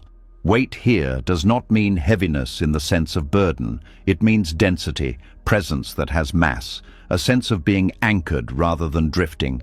When stillness is real, you feel yourself here, not hovering somewhere above your experience. This grounded quality is one of the clearest signs that stillness has moved beyond thought. Thought is light and quick. It jumps, it skips, it floats between ideas. Stillness settles into the body.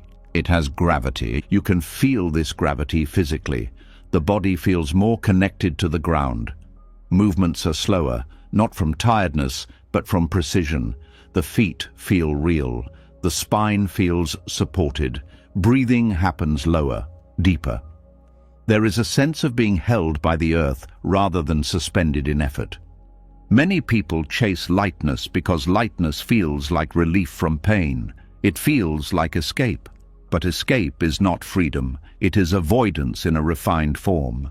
Weight brings honesty. Stillness with weight does not bypass discomfort. It meets it directly. Because it is grounded, it can contain intensity without collapsing. This is why weight equals stability.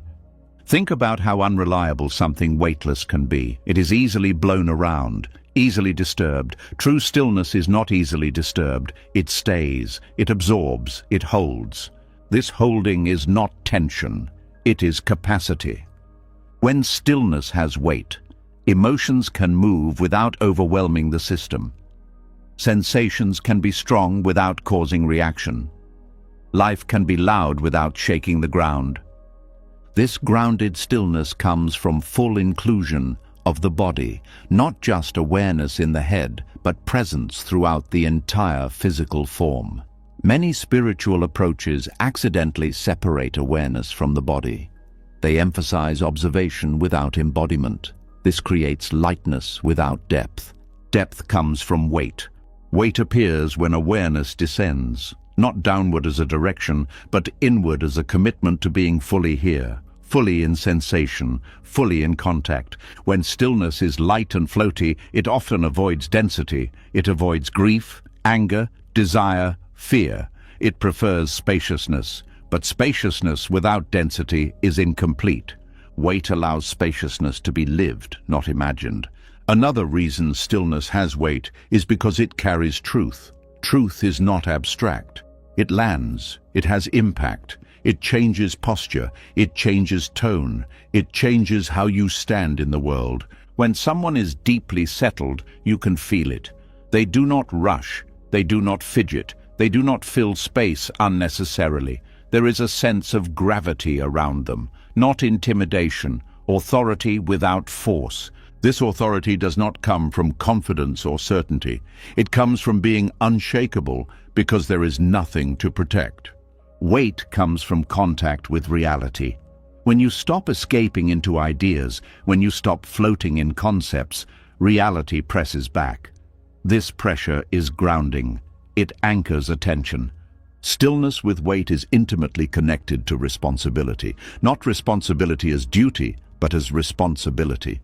The ability to respond fully to what is here. Light stillness often withdraws, it dissociates politely. Weighted stillness stays engaged. This is why people who embody stillness deeply are often very practical. They deal with real things: money, health, relationships, conflict. They do not live in abstraction. Stillness does not remove you from the world. It gives you the weight to stand in it. Weight also shows up as patience, not forced patience, but natural steadiness. Time does not press as hard. Urgency softens. There is room to wait without anxiety. Anxiety is light and fast. It lifts attention away from the present.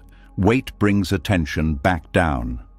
Stillness with weight does not need to be protected. It can be challenged. It can be tested. It does not break easily. This is why grounded stillness can coexist with strong emotions. Anger can arise without violence. Sadness can arise without collapse. Joy can arise without clinging. Weight provides containment. Another important aspect is that weight dissolves fantasy. Fantasy thrives in lightness. It floats in what could be. Weight anchors you in what is. This anchoring can feel disappointing at first. The mind wants transcendence. It wants specialness. Weight offers ordinariness, reality as it is. But ordinariness, when fully inhabited, is deeply peaceful. Weight also changes how you speak. Words come slower. Fewer words are needed. Silence is comfortable. Speech feels intentional rather than automatic. This is not restraint. It is economy. Stillness with weight does not rush to respond. It listens completely. And because it listens, responses are accurate. Weight is also connected to humility. Lightness can create subtle superiority, floating above problems, being beyond emotions. Weight keeps you equal, human, present. This humility is not self-diminishing, it is self-honest. Another sign of weighted stillness is endurance. It lasts, not as a state to hold on to, but as a baseline. Stress may disturb the surface, but the depth remains intact. Light stillness often collapses under pressure. Weighted stillness absorbs pressure. This absorption is not numbness, it is strength without hardness. Weight also brings warmth, not excitement, but quiet warmth, a sense of aliveness that is steady rather than sharp. This warmth comes from being fully in the body. When awareness includes the heart, the belly, the limbs, stillness feels alive rather than distant. Many people confuse numbness with peace. Numbness is light and empty. Weighted stillness is full.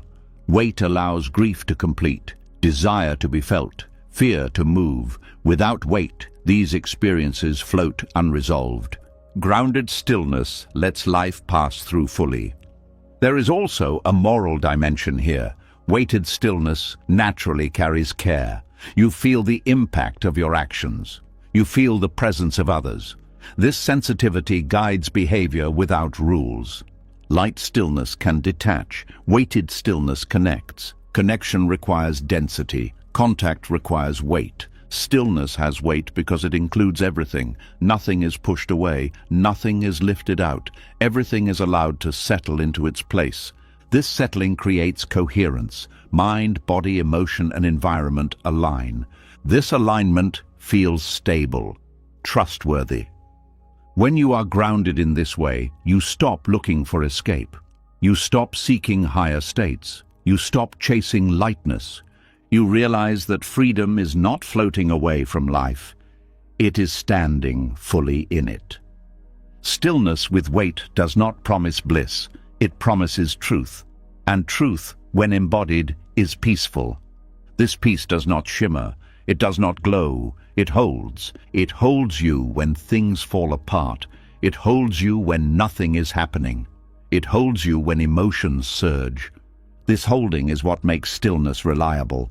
Weight is what allows stillness to be lived, not just experienced. As this becomes clear, the desire for transcendence fades. You no longer want to rise above life. You want to meet it. Stillness meets life by being fully here. Dense, grounded, present. This is why stillness has weight, because it carries reality without escaping it. And in carrying reality, it becomes something you can stand on. Not an idea, not a feeling, a foundation. As stillness settles into the body with weight and gravity, another shift begins quietly in the background. It is not dramatic. You may not even notice it at first, but something that once felt heavy starts to loosen its grip. Time. Not clock time, not schedules or dates, but the inner sense of being pulled backward and forward. The mind stops traveling as much. And in that stopping, something deeply liberating is revealed. There is a strange exhaustion many people live with that has nothing to do with how much they do. It comes from constantly carrying the past and rehearsing the future.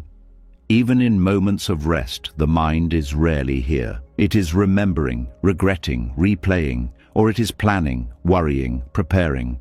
This movement feels so normal that it goes unnoticed, but it is one of the main sources of inattention. Stillness changes this, not by forcing the mind to stay in the present, but by dissolving the reason it was leaving in the first place. Psychological time is not the same as practical time. Practical time is useful. It helps you show up, plan, build, and care for responsibilities. Psychological time is different. It is the sense that something from the past defines you now, or that something in the future is needed for you to be okay. This kind of time is emotional, and it is heavy. When stillness has weight, when the body is settled and awareness is grounded, psychological time begins to collapse on its own. This collapse does not feel like time stopping. It feels like time loosening. The grip of memory softens. The urgency of anticipation fades. You are still aware of yesterday and tomorrow, but they no longer dominate your inner space. This is important. Many people try to be present as a technique. They repeat phrases. They redirect attention. They force focus on breath or sensation. This often creates more tension because it turns presence into another task. Stillness works differently. It removes the engine that drives time travel. The engine is inner conflict. When there is conflict inside, the mind escapes the present. It goes to the past to find explanations or blame. It goes to the future to find solutions or hope. When conflict dissolves, there is no reason to leave. This is why settled awareness feels timeless without effort. You may notice moments where you are simply here and time feels irrelevant, not gone, but unimportant. You are not trying to hold the moment. You are not afraid of it passing. You are just in it. This is not a peak experience. It is a natural state that returns when effort falls away. Stillness collapses psychological time by removing identity from memory and hope. The past no longer needs to be defended or corrected. The future no longer needs to be secured. Without these pressures, the mind rests. Rest is not inactivity. It is the absence of inner urgency. When urgency fades, time expands. A few minutes feel full, a simple task feels complete. You are not rushing ahead mentally while the body lags behind. This alignment is deeply soothing. Another way to sense this shift is noticing how memory changes. Memories may still arise, but they feel lighter, less personal, less charged. They do not pull you back into old emotions as strongly.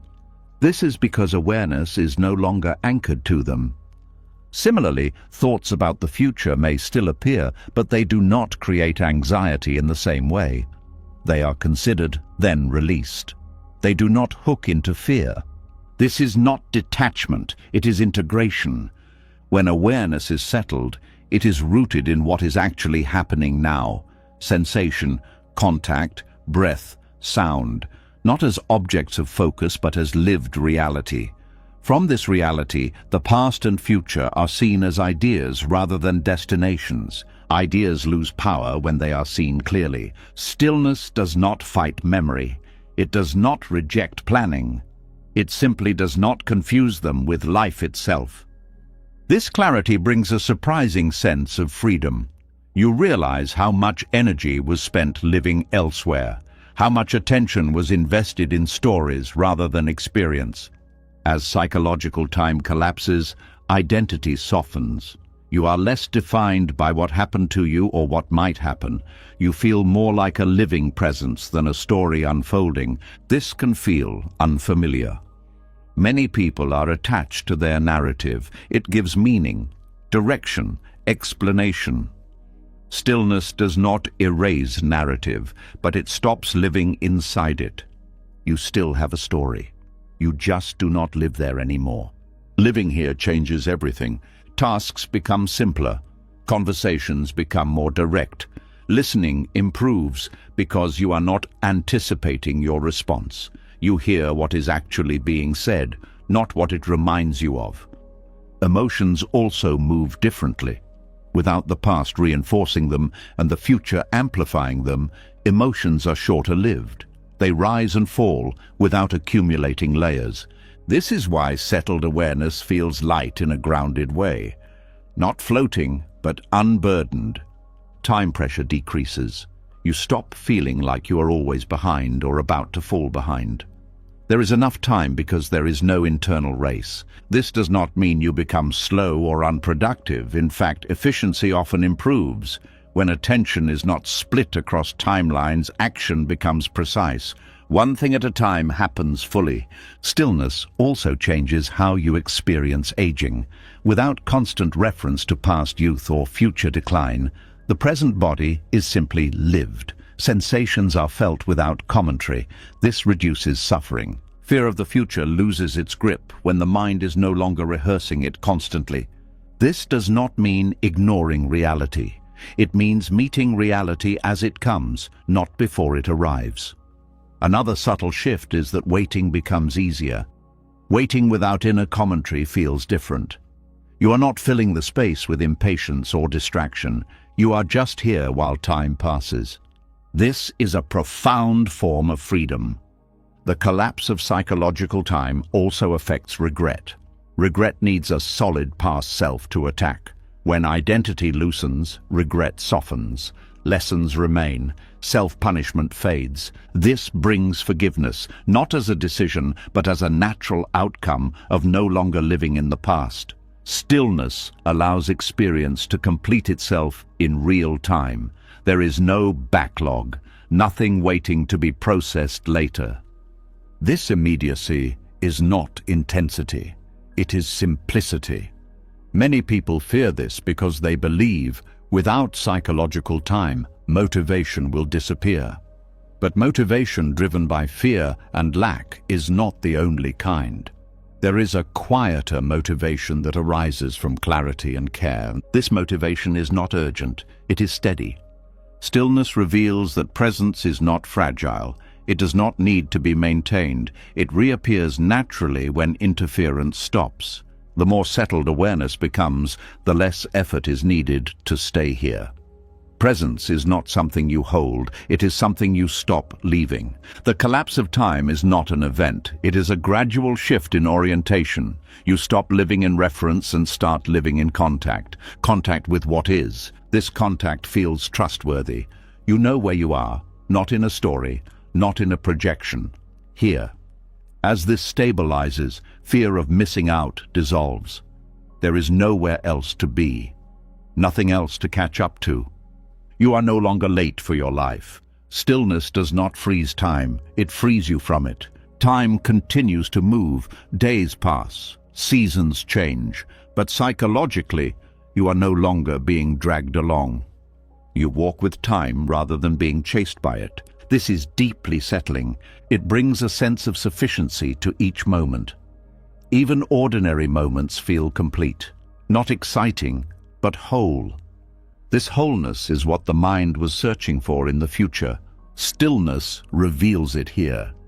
Without trying to be present, presence becomes natural. Without effort, awareness stays where life is actually happening. This is the quiet miracle of settled awareness. Not that time stops, but that you stop being divided by it. And in that unity, life feels simple again. As the pull of past and future loosens and time no longer tugs at the mind, another quiet truth becomes visible. Stillness is not fragile. It does not depend on holding anything in place. It does not require effort to maintain. It is stable in a way that feels natural, almost physical. This is where stillness stops feeling psychological and starts feeling structural, like something balanced from the inside. There is a deep relief when you realize that peace does not have to be managed. Many people believe calm is something you must protect, defend, or recreate. That belief alone creates tension. Inner stability works by a different principle. It does not come from pushing forces away. It comes from forces meeting each other fully and cancelling out on their own. This is why stillness feels solid rather than strained. Think of how balance works in the physical world. A structure stands not because one side is overpowering the other, but because forces are evenly distributed. When weight is balanced, there is no need for tension. When forces oppose each other equally, movement stops naturally. The same principle applies inside. Inner instability comes from uneven forces. Desire pulling one way, fear pulling another, memory dragging backward, hope pulling forward, control trying to dominate uncertainty. When these forces are active and unresolved, the system feels restless. Stillness appears impossible. Control tries to solve this by suppressing some forces and strengthening others. Calm the fear, increase discipline, focus harder, think more positively. This creates temporary order, but it is rigid, like forcing an object to stay still with pressure. The pressure must be maintained or collapse follows. Inner equilibrium is different. No force is suppressed, no force is amplified. Everything is allowed to express fully until it finds its natural limit. When opposing forces meet without interference, they neutralize each other. This neutralization is not passive. It is dynamic balance. For example, when desire is allowed to be felt without acting on it or judging it, and fear is allowed to be felt without avoiding it, something interesting happens. The two forces meet. Desire wants movement, fear wants protection. When neither is resisted, the energy between them settles. The urge dissolves without decision. Stability emerges. This is how stillness forms naturally. The mind often tries to stabilize itself by choosing sides. Be more positive, be less emotional, be more disciplined. These choices create imbalance. One force wins temporarily, but the others remain active underneath. This is why controlled calm feels brittle. Stillness that comes from equilibrium feels relaxed. There is no inner leaning, no pressure, no holding. This is also why true stillness can coexist with strong sensations. Sensation itself is not destabilizing. Resistance to sensation is. When sensation is allowed to exist fully, it completes its movement. When movement completes, equilibrium returns. Inner stability is not achieved by eliminating movement. It is achieved by allowing movement to finish. This is a crucial shift in understanding. Stillness is not the absence of forces, it is the balance of them. You may notice that when you stop trying to calm yourself, calm arrives more easily. When you stop trying to be balanced, balance appears. This is not paradox, it is physics applied inwardly. Effort creates force. Force creates imbalance. Balance requires absence of forceful interference. This does not mean passivity, it means sensitivity. Sensitivity allows you to feel when forces are present. Awareness allows them to move. Non-interference allows them to settle. This process feels intelligent because it is. It follows natural law rather than mental strategy. Inner equilibrium also explains why stillness deepens over time without effort. Each time forces are allowed to meet and resolve, the system learns trust. It stops bracing. It stops preparing for imbalance. This learning becomes embodied.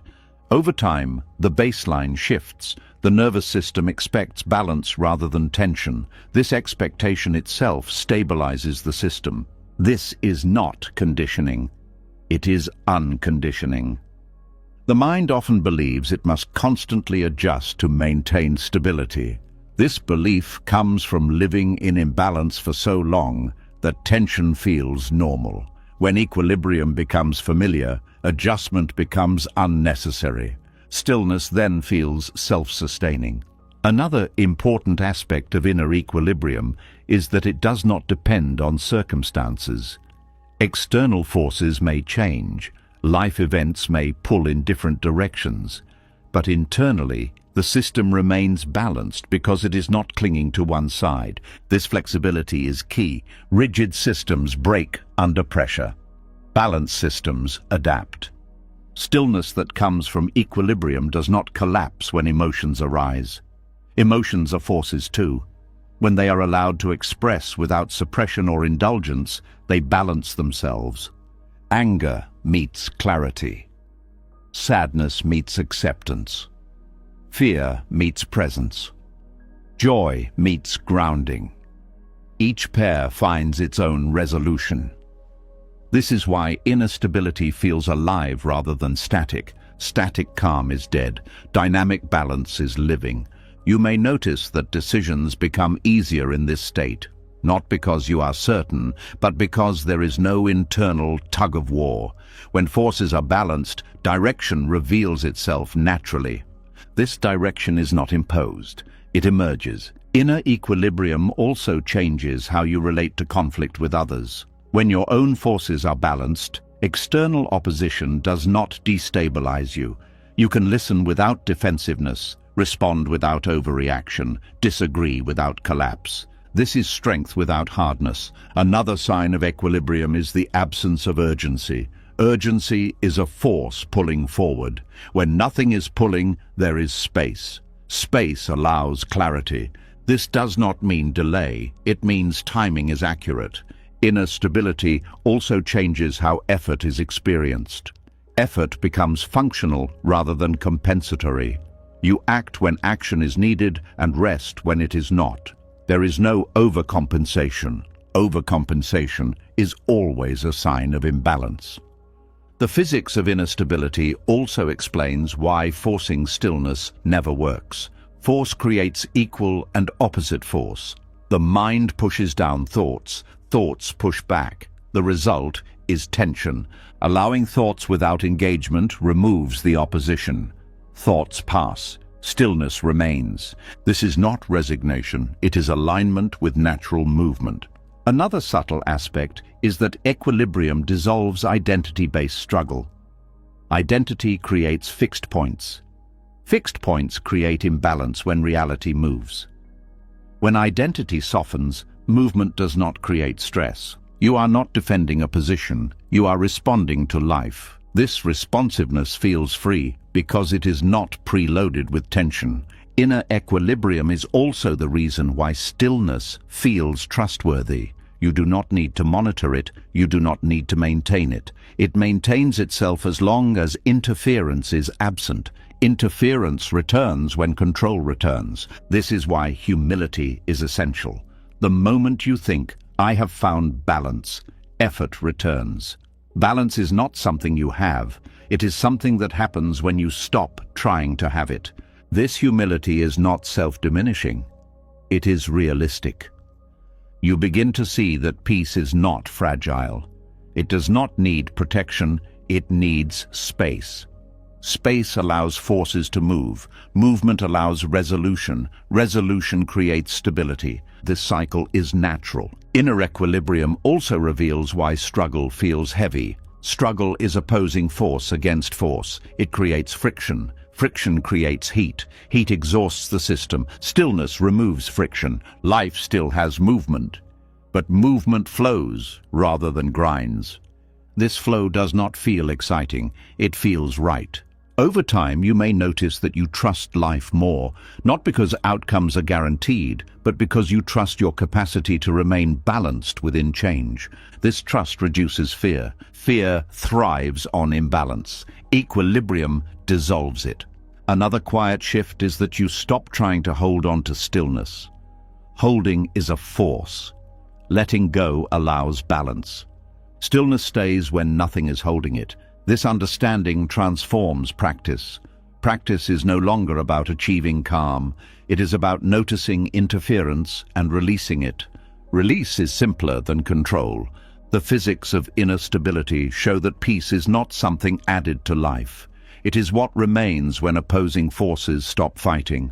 Nothing needs to be fixed. Nothing needs to be removed. Nothing needs to be improved. Everything needs to be allowed to meet. When forces meet fully, they cancel. When they cancel, stillness appears. This stillness is not imposed. It is inevitable. It is the natural state of a system in balance.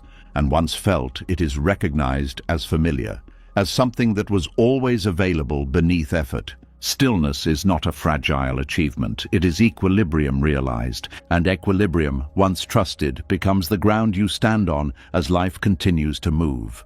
As inner equilibrium becomes familiar, and balance no longer needs to be managed, the mind begins to behave differently. It no longer strains to figure things out.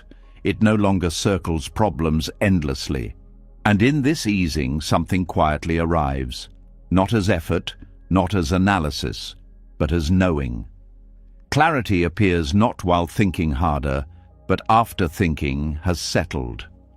There is a deep frustration many people live with. They think constantly, yet feel unsure. They analyze endlessly, yet feel confused. They search for answers, yet feel lost. This creates the belief that they are not thinking enough or not thinking correctly. But the real issue is not lack of thinking, it is too much of it. Thought is useful, but it is not the source of clarity. It is a tool that works best when guided by something deeper.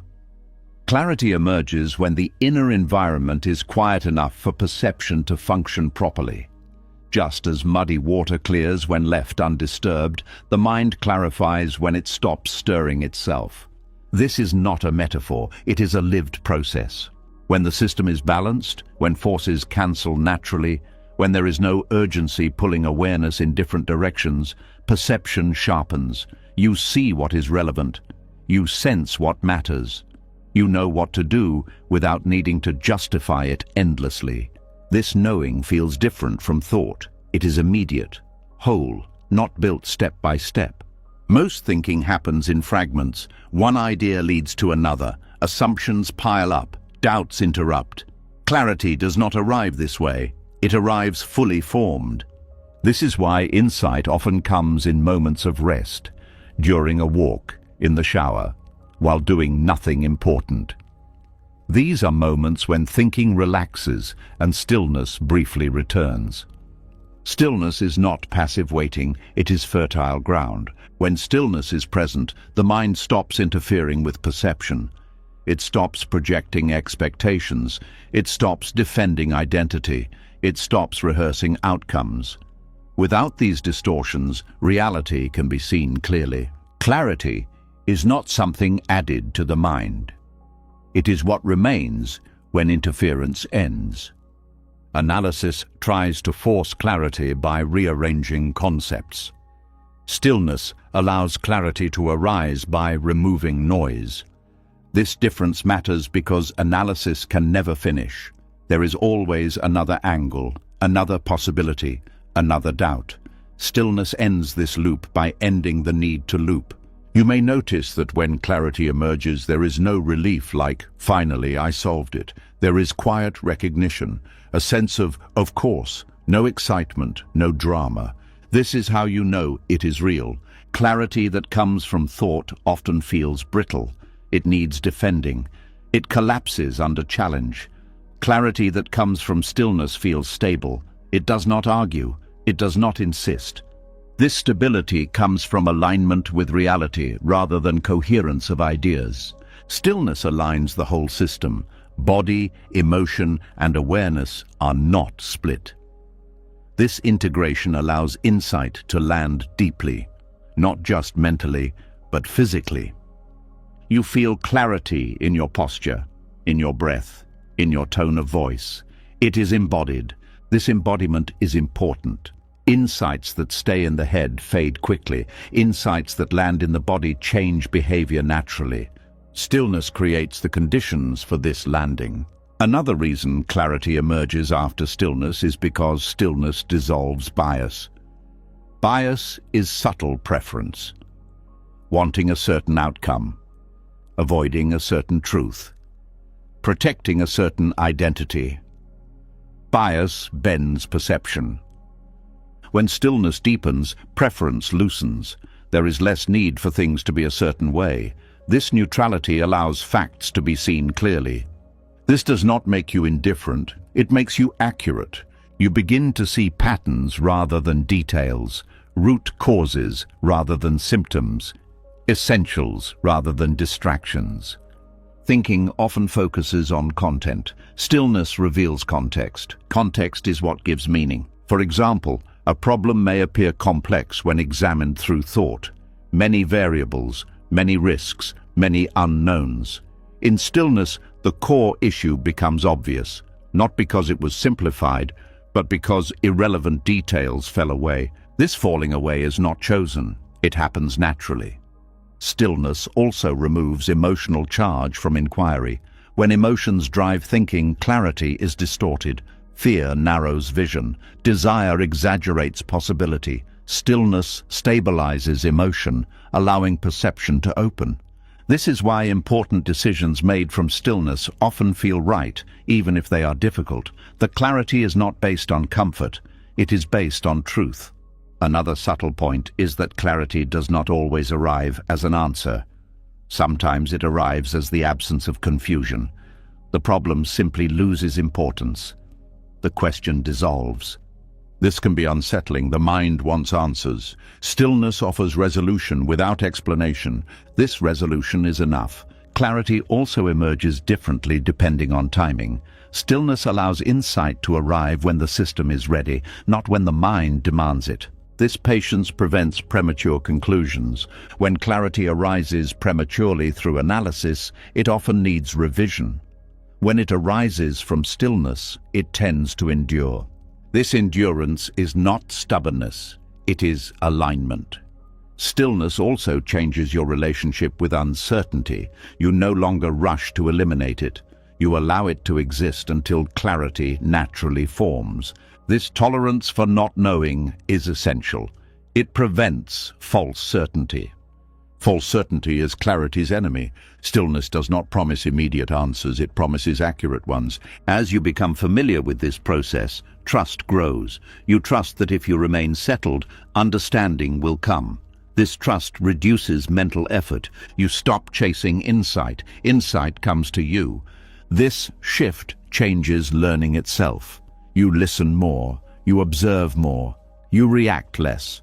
Information is absorbed rather than processed aggressively. This absorption allows deeper understanding. Stillness also improves memory in an unexpected way. Not memory of facts, but memory of meaning. You remember what matters. Details organize themselves around relevance. This makes thinking more efficient without being strained. Another important change is that clarity becomes quieter. You do not feel the need to share it immediately. You let it mature. You test it through living. Clarity that survives living is real. Stillness allows insight to integrate gradually. Not everything needs to be understood at once. Pieces fall into place over time. This organic unfolding prevents overwhelm. Stillness also reveals when clarity is not needed. Some situations do not require understanding. They require presence. Thought often oversteps. Stillness knows when to act and when to wait. This discernment is subtle but powerful. You may also notice that clarity feels less personal. It does not inflate the ego. It does not create identity. It simply functions. This is another sign that it arose from stillness rather than thought. Clarity from thought often says, "I figured it out." Clarity from stillness says nothing, it just works. Over time, you may rely less on mental strategies. Not because you reject thinking, but because you no longer depend on it for orientation. Thinking becomes a servant, not a master. This balance restores mental health. Anxiety decreases, rumination fades, confidence increases, not as certainty, but as trust in perception. Stillness does not make you smarter in a conventional sense. It makes you clearer. Clearer means fewer mistakes, fewer regrets, less second-guessing. You still reflect, you still reason, but you do so from a settled base. This base does not move easily. It is not reactive, it is receptive. Clarity emerges from this receptivity. Trying to force clarity is like trying to see clearly while shaking your head. Stillness stops the shaking. This stopping is not forced. It happens when equilibrium is trusted. As clarity becomes more consistent, life feels simpler, not easier but less confusing. Confusion comes from competing narratives. Stillness dissolves narratives.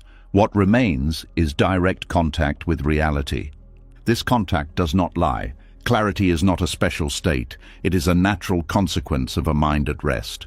Rest here does not mean inactivity. It means no inner struggle. When struggle ends, perception begins. And perception, when unobstructed, is intelligent. This is why clarity emerges after stillness, not during thought. Thought rearranges what is already known. Stillness allows what is unknown to reveal itself. You do not think your way into truth. You settle into it, and when truth arrives, it does so quietly, without effort, as the obvious thing that was always waiting behind the noise. As clarity settles without effort and understanding no longer needs to be chased, something unexpected often takes its place. Not insight, not peace, not even quiet satisfaction. What appears instead feels dull, flat, and strangely uncomfortable. It has no sharp edges, no story, no urgency, and because of this, most people turn away the moment it arrives. This moment has a name most people misunderstand: boredom. Boredom is usually treated as a problem, a signal that something is wrong, something missing, something needs to be done. From early childhood, boredom is framed as failure of stimulation. You are bored, so find something, do something, distract yourself, improve the moment. This conditioning runs deep. It becomes automatic. But boredom is not a lack of life. It is a lack of interference. When stimulation drops, when thought relaxes, when emotional charge fades, the mind expects something else to replace them. Excitement, meaning, insight. When nothing replaces them, boredom arises. This boredom is not the same as restlessness. It is quieter, heavier, almost blank. And this blankness scares the mind. Why? Because boredom is the final veil before profound stillness. Up until this point, the mind has been engaged, even in spiritual practice, even in clarity. There was something to work on, something to understand, something to refine. Boredom offers nothing to engage with. There is no hook. The mind does not know how to relate to this state. It cannot improve it. It cannot analyze it. It cannot extract meaning from it. So it labels it negative and escapes. Phones come out, thoughts restart, planning returns, noise resumes, and the doorway closes. Boredom is the threshold where seeking truly ends, not because you decided to stop, but because there is nothing left to seek. This is deeply uncomfortable for the ego. The ego survives through engagement, through relevance, through movement. Boredom threatens its existence by offering nothing to do. This is why boredom feels heavy. Not because it is empty, but because it strips away momentum. Momentum has been mistaken for aliveness. When momentum stops, the mind panics. Most people confuse boredom with depression. They are not the same. Depression has emotional weight, hopelessness, self-judgment. Boredom, in this context, is emotionally neutral. It is simply the absence of stimulation. This neutrality feels unbearable to a system addicted to intensity. Modern life trains the nervous system to expect constant input. Notifications, media, tasks, even self-improvement becomes stimulation. When all of this quiets, the nervous system feels exposed. Boredom is the nervous system asking, "What now?" If you answer with distraction, the old loop continues. If you do not answer, something else happens. When boredom is allowed without trying to escape it or fix it, it begins to change. At first it feels flat, like nothing is happening. Time may feel slow, the body may feel slightly heavy, the mind may complain quietly. This phase tests patience, but boredom is not static. It is a process. If you stay, boredom deepens. It stops feeling dull and starts feeling spacious. The heaviness softens, the flatness opens. What seemed empty reveals subtle texture. This is the moment most people never reach.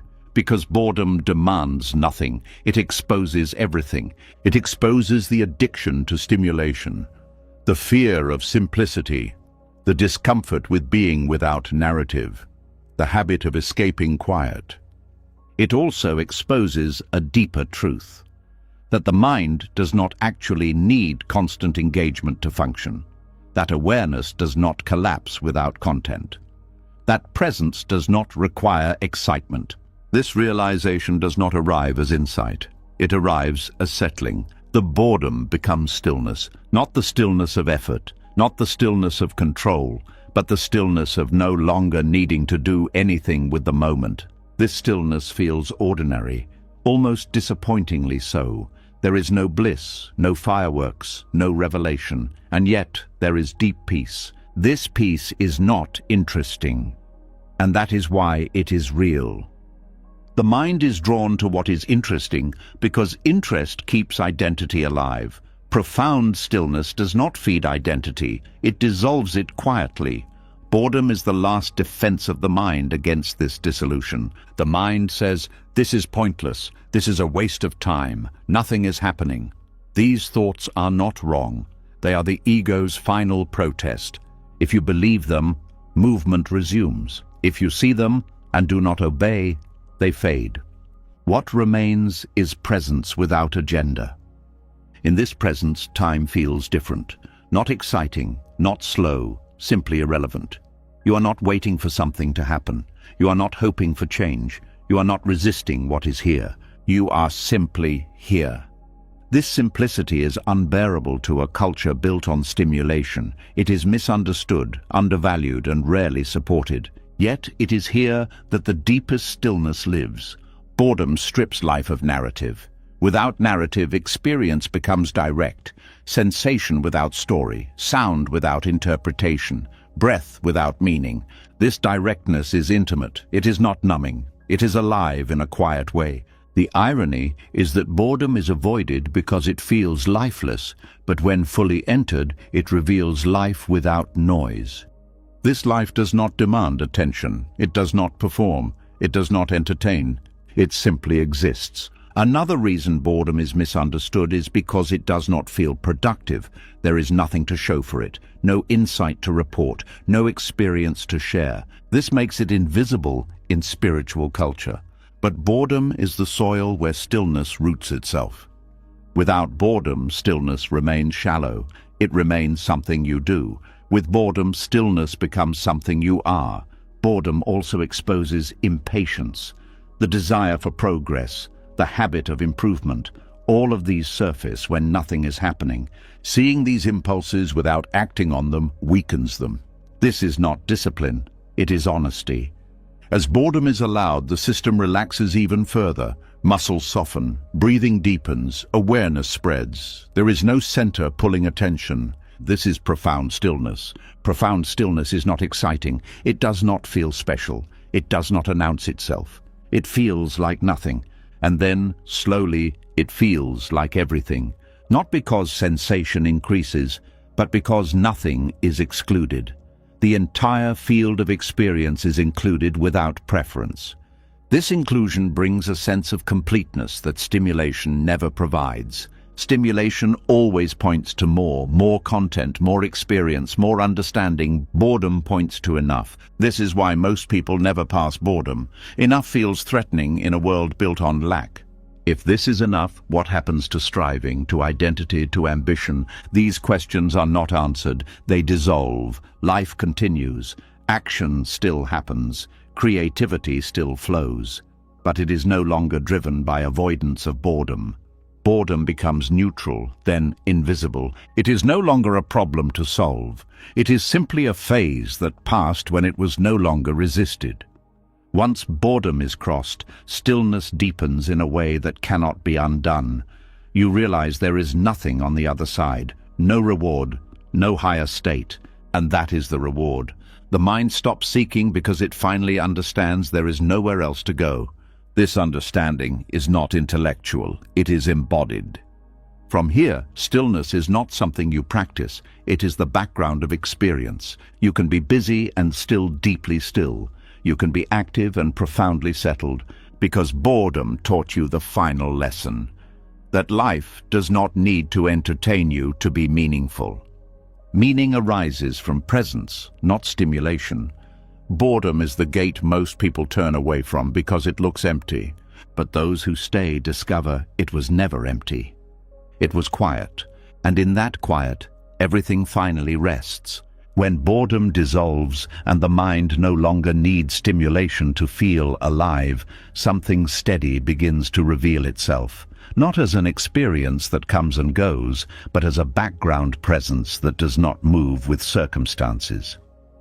It feels quiet, reliable, and close. This is where stillness stops being a phase and becomes a refuge. There is a deep fear many people carry, often without words. A fear that peace is fragile, that calm depends on things going well, that stability can be taken away by loss, change, or uncertainty. This fear is not irrational. Most forms of security are conditional. Jobs end, relationships change, health fluctuates, plans fall apart, even inner states shift. So the question becomes unavoidable. Is there anything that remains when everything else moves? Stillness answers this question not with a promise, but with experience. At this depth, stillness is no longer something you enter. It is something you recognize as already here. It does not wait for life to be calm. It does not depend on outcomes. It does not require certainty. It remains even when the world feels unstable. This is why it becomes a refuge. External refuge always has conditions. A home can be lost, a person can leave, a belief can collapse, even confidence can disappear under pressure. External security is valuable, but it is never absolute. It cannot hold everything. Inner settlement can. This does not mean nothing hurts anymore. Pain still happens, grief still moves, fear still arises. The difference is that these experiences no longer destroy the ground beneath them. They move through a space that can hold them. This holding is not emotional numbness. It is capacity. When stillness is embodied, when it has weight and balance, when boredom has been passed and clarity no longer needs effort, the system knows something deeply reassuring. No matter what arises, there is somewhere to rest. This rest is not escape. It is presence without collapse. Loss is one of the greatest tests of refuge. Loss strips away what was relied on. It exposes dependence. When external anchors fall, inner stability is revealed clearly. Either it is there or it is not. When stillness is a refuge, loss does not remove peace. It coexists with grief. You can mourn deeply without losing yourself. Tears fall, but the ground remains. Sadness moves, but there is no panic underneath. This is not strength as endurance. It is strength as allowance. Stillness as refuge does not protect you from pain. It protects you from disintegration. Chaos is another test. Chaos disrupts order. It overwhelms systems built on predictability. In chaos, the mind searches for control. When control fails, fear rises. Inner settlement does not need order to remain intact. It does not need answers. It does not need certainty. It does not try to impose structure on what is unfolding. It stays. This staying is radical. It means not abandoning yourself when things fall apart. It means not turning against the moment. It means not needing reassurance before being present. This is why inner refuge cannot be taken away. No one can remove your willingness to stay. Uncertainty also loses its power here. Uncertainty frightens the mind because it removes prediction. But stillness does not rely on prediction. It relies on contact. When you are fully here, uncertainty becomes workable. You do not know what will happen, but you know where you are. And that is enough. This is a different kind of safety. Not safety from events, but safety within them. Stillness as refuge also changes how you relate to fear itself. Fear no longer feels like an emergency. It is recognized as sensation and energy moving through a stable field. This recognition prevents escalation. Fear passes more quickly because it is not resisted or amplified. Over time, the nervous system learns that it does not need to mobilize fully every time uncertainty appears. This learning is profound. It reduces chronic anxiety at its root. Another aspect of refuge is reliability. External refuge often fails when you need it most. Inner settlement does not fail because it does not promise protection from life. It promises presence with life. Presence does not break under pressure. It adapts. This adaptability makes stillness trustworthy. You do not need to ask if it will be there. You feel that it is. This feeling is not emotional reassurance. It is structural confidence, the sense that the ground is solid. Stillness also becomes a refuge during success, not just failure. Success can be destabilizing too. Praise, attention, achievement can pull identity outward. Stillness holds you steady when things go well, preventing inflation and loss of center. This balance keeps life from swinging wildly. Another important dimension is that inner refuge does not isolate you. It does not make you detached from others. In fact, it allows deeper connection because you are not seeking refuge in people or situations to feel okay.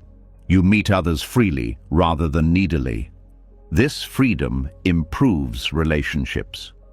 You can be close without clinging, supportive without dependency, present without expectation. Stillness as refuge also reduces the fear of aging and death. When peace depends on external conditions, the thought of loss becomes terrifying. When peace is internal, fear softens. This does not remove sadness about impermanence, it removes panic. You begin to sense that what you truly are is not threatened by change.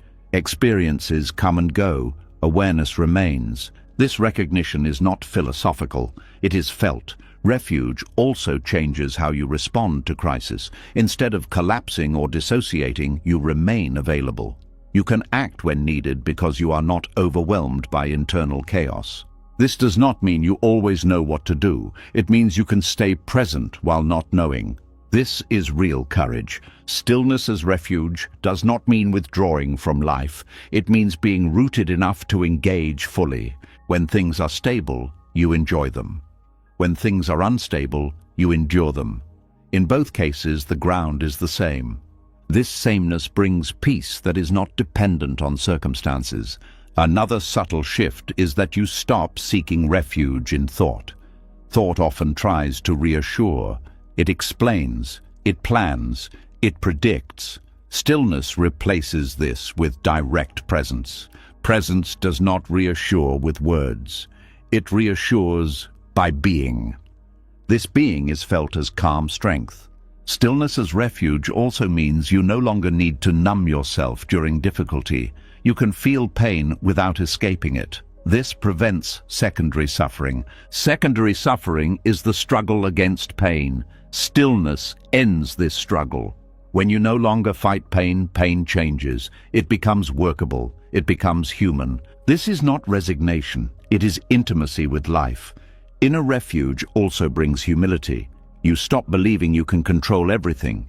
You stop blaming yourself when things go wrong. You stop demanding perfection. This humility reduces pressure. Pressure is one of the main reasons people break under stress. Inner refuge removes pressure at the core. Stillness does not promise comfort. It promises steadiness. Comfort comes and goes. Steadiness stays. This steadiness is quiet. It does not announce itself. It is noticed mostly when things shake and you do not. As this refuge becomes familiar, fear of loss decreases, not because you do not care, but because you know you will not be lost with what is lost. This knowledge is liberating. You still grieve, you still care, you still feel, but you are not erased by change. Stillness as refuge also dissolves the constant search for safety outside. You still appreciate support, resources, and relationships, but you do not cling to them as lifelines. This creates gratitude without dependency. Another important point is that inner refuge does not make you invulnerable. Vulnerability remains. But vulnerability without collapse is strength. You are open without being shattered. This openness allows life to touch you fully. Joy is richer. Sadness is deeper. Experience is more alive. Refuge here is not insulation, it is containment.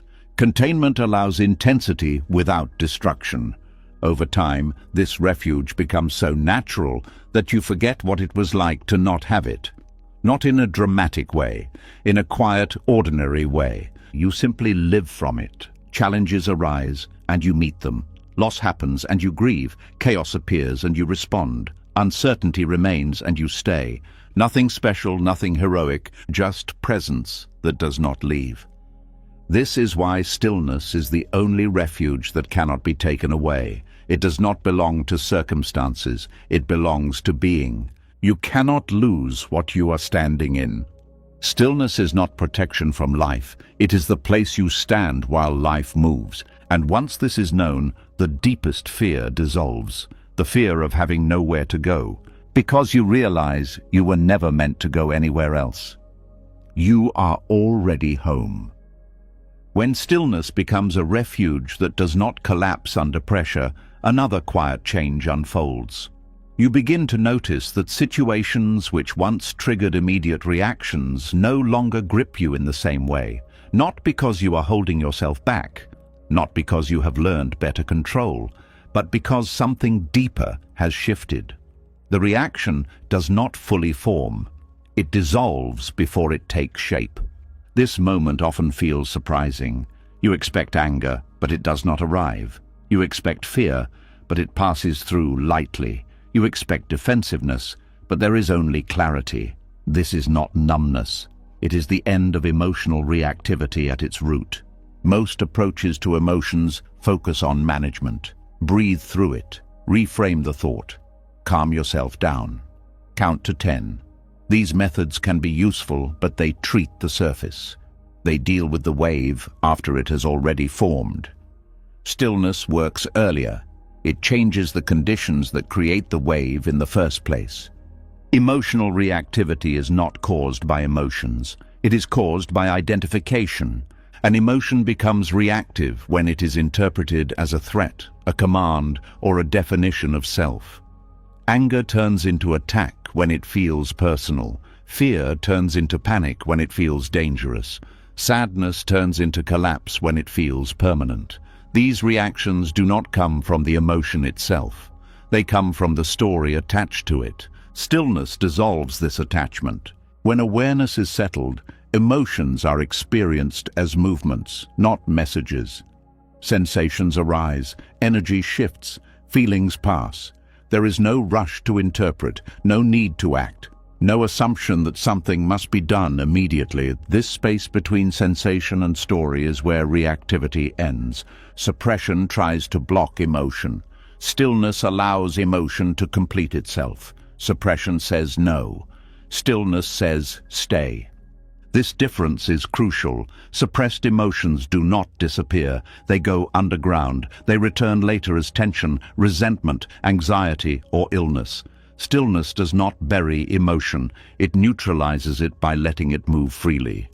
Neutralization does not mean dulling. It means removing excess charge. Charge comes from resistance. When emotion meets resistance, it intensifies. When emotion meets openness, it softens. This is why stillness feels calm without being forced. There is no inner wall, no pushing down, no pretending. There is simply space. In this space, emotions do not accumulate. They rise, peak, and dissolve, like sound fading in open air. The end of reactivity does not mean the end of feeling. In fact, sensitivity often increases. You feel more, but suffer less. This seems contradictory until you see that suffering is not caused by feeling, it is caused by clinging and resistance. Stillness removes both. Another reason reactivity ends is because stillness dissolves the sense of urgency.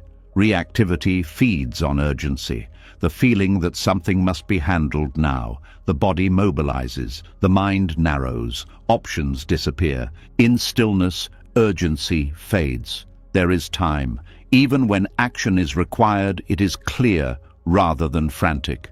This clarity allows response instead of reaction. Reaction is automatic. Response is intelligent. Stillness does not slow you down. It refines timing. You may notice that when someone says something sharp, the familiar spike does not escalate. The sensation is felt, but it does not hook into defense. Words are heard, but they do not define you. You respond if needed, or you do not. Either way, there is no internal fallout. This is freedom. Freedom from reactivity does not come from learning what to do when triggered. It comes from no longer being triggered in the same way. This change is not achieved through willpower. Willpower creates tension. Tension feeds reactivity. Stillness relaxes the system at its base. At the root of reactivity is fear. Fear of being hurt, fear of being wrong, fear of being rejected, fear of losing control. Stillness does not eliminate fear, it removes its authority. Fear may arise, but it does not take over. This happens because stillness provides safety that does not depend on external validation. When you feel internally safe, threats lose power. This internal safety was explored earlier as refuge. Here, its effect becomes visible in daily interaction. When safety is present, the nervous system does not escalate unnecessarily. The body stays regulated. Breath remains steady. Muscles do not tense as much. The emotional signal is received without triggering survival mode. This regulation is not conscious. It is learned through repeated experience of staying present without harm.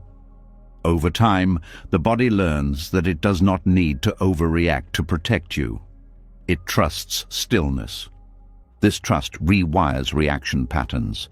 Another aspect of reactivity is the need to discharge emotion outward, to say something, to do something, to release tension. Stillness changes this impulse. Because the tension does not build to the same degree, there is nothing to discharge. You no longer need to vent constantly. You no longer need to justify your feelings. You no longer need to prove your point. This quiet reduces conflict. Stillness also changes how you experience other people's reactivity. You are less pulled into their emotional storms, not because you detach, but because you do not mirror their charge. This does not make you cold. It makes you steady. Steadiness is contagious. When one person remains settled, others often soften. Not always, but often enough to matter. Another subtle change is that emotions no longer linger. After an interaction, you do not replay it endlessly. There is no residue. The system returns to baseline quickly. This is one of the clearest signs that reactivity has ended at the root. Management creates fatigue. Neutralization creates ease. When you manage emotions, you are always on duty, monitoring, adjusting, correcting. When stillness neutralizes reactivity, there is nothing to manage. This does not mean you never feel strong emotion. It means strong emotion does not hijack your system. The difference is profound. Stillness also dissolves the habit of self-judgment around emotion. You no longer criticize yourself for feeling what you feel. This removes secondary reactivity. Secondary reactivity is reacting to your own reaction. Anger about anger, shame about fear. This doubles suffering. Stillness ends this loop. Emotions are allowed to be what they are, nothing more, nothing less. This allowance accelerates healing. Emotions that are allowed move faster. Emotions that are judged stick. Another important point is that stillness does not require you to understand why you feel something before it passes. Understanding can come later, or not at all. Feeling completes without explanation. This challenges the belief that insight is required for resolution.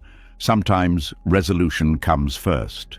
This is especially true for emotions rooted in early experience. The body releases before the mind understands. Stillness honors this order. As reactivity fades, relationships change. Conversations become simpler. Arguments lose fuel. Misunderstandings resolve faster. This does not mean you avoid conflict. It means conflict does not escalate unnecessarily. You speak from clarity rather than charge. You listen without defense. You respond without attack. This is not a technique, it is a consequence of stillness. Another benefit is emotional resilience. You recover faster from disappointment. You do not spiral. You do not catastrophize. You feel, then move on. This resilience is not toughness. It is flexibility. Flexibility allows emotions to move without breaking the system. Stillness also reveals that many reactions were not about the present at all. They were echoes of old patterns. When those patterns lose energy, present moment responses become more accurate. You stop fighting ghosts. This clarity makes life lighter, not shallow, but unburdened. Stillness does not make you indifferent. You still care, but care without reactivity is effective. You can say no without anger, yes without fear, speak truth without aggression. This changes leadership, parenting, friendship, and intimacy. Another subtle shift is humor. When reactivity fades, you can laugh at situations that once upset you. This laughter is not dismissal. It is perspective. Perspective emerges naturally when you are not inside the reaction. Stillness gives you that perspective without stepping away from life. The end of reactivity does not mean perfection. Old patterns may still appear occasionally. The difference is that they do not take over. They are noticed early and dissolve quickly. Progress here is not linear, but the direction is clear. Stillness neutralizes reaction by removing the need to defend an identity. When there is no identity to protect, reactions lose purpose. This does not mean you have no self. It means the self is not fragile. A stable self does not react reflexively. It responds thoughtfully. Stillness creates this stability. Over time, emotional life becomes simpler, not flat but clean, less cluttered, less noisy. You feel more alive because energy is no longer wasted on internal battles. This aliveness is grounded. It does not swing wildly. It supports engagement. Stillness does not turn you into someone who never reacts. It turns you into someone who is rarely hijacked. This difference is everything. Because when reactivity ends at the root, peace is no longer something you maintain. It is something that remains, even in motion. And from that peace, life can be met fully, honestly, and without suppression. This is the quiet power of stillness, and not control, not avoidance, but freedom. As emotional reactivity fades and responses arise without strain, a deeper shift becomes visible. Actions begin to change, not because rules were learned or values were rehearsed, but because the inner environment no longer generates conflict. What emerges now is quiet and unmistakable. A natural care for life, not chosen, not forced, simply present. This is where stillness reveals itself as an ethical force. Most people believe morality requires effort. Control your impulses, choose the right action, override selfish instincts. This belief comes from living in inner division. When the mind is split, ethics become a battlefield. One part wants comfort, another wants approval, another fears punishment. Moral behavior becomes negotiation. Stillness ends this negotiation. When the inner system is settled, when there is no constant defense of identity, when reactions are neutralized at their root, compassion no longer competes with self-interest. They are no longer separate. Caring becomes the most natural response because nothing inside is threatened. This is not idealism. It is physiology and perception working together. A deeply settled mind does not need to calculate morality. It perceives impact directly. When perception is clear, harm is felt immediately, not as guilt, but as misalignment. Compassion is not a rule. It is sensitivity. Sensitivity increases as inner noise decreases. When the mind is loud, perception is narrow. You see your own needs first, your own fears, your own story. When stillness deepens, awareness widens. Other people are not abstract. Their emotions, their vulnerability, their humanity are felt directly. This feeling guides action more reliably than principles. Ethical struggle exists because of inner struggle. When there is internal conflict, actions are driven by competing forces. Desire pushes one way, fear pulls another. Image management interferes. Even kindness becomes strategic. Stillness dissolves this inner tug-of-war. When there is no internal opponent, action becomes clean. Clean action does not mean perfect action. It means unconflicted action. You may still make mistakes, you may still misjudge, but there is no inner defense protecting the mistake. Correction happens naturally. This is why deeply settled people often apologize easily, not because they are weak, but because there is nothing to protect. Ego creates ethical struggle. Ego needs to be right, needs to be seen well, needs to win. Stillness removes this need. When the need to win dissolves, cooperation becomes obvious. Stillness also dissolves moral pride, the pride of being good, the pride of being conscious, the pride of being ethical. These forms of pride quietly undermine ethics because they turn goodness into identity. When goodness becomes identity, it must be defended. True compassion does not defend itself. It acts. This action is often simple: listening without interrupting, speaking honestly without cruelty, helping without needing recognition, setting boundaries without aggression. These actions do not feel virtuous. They feel normal. This normality is important. Ethical behavior that feels heroic often hides inner resistance. Ethical behavior that feels ordinary usually comes from alignment. Stillness aligns perception, emotion, and response. When alignment is present, ethical action requires no effort. Another important shift is that stillness removes moral urgency. Urgency often leads to harm even when intentions are good. Rushing to fix others, correcting without understanding, imposing values. Stillness slows this down. It allows space. Space allows listening. Listening reveals context. Context is essential for ethical response. Rules ignore context. Stillness perceives it. This does not mean relativism. It means responsiveness. A settled mind does not need rigid moral frameworks because it can sense what is appropriate in each moment. This sensing is not guesswork. It is perception unclouded by fear. Fear distorts ethics. Fear of punishment, fear of rejection, fear of loss. Fear-driven ethics are brittle. They collapse under pressure. Stillness removes fear at the center. Without fear, ethics become resilient. Compassion that arises from stillness is not sentimental. It does not indulge harm. It does not avoid difficult truth. It can say no firmly. It can confront injustice clearly.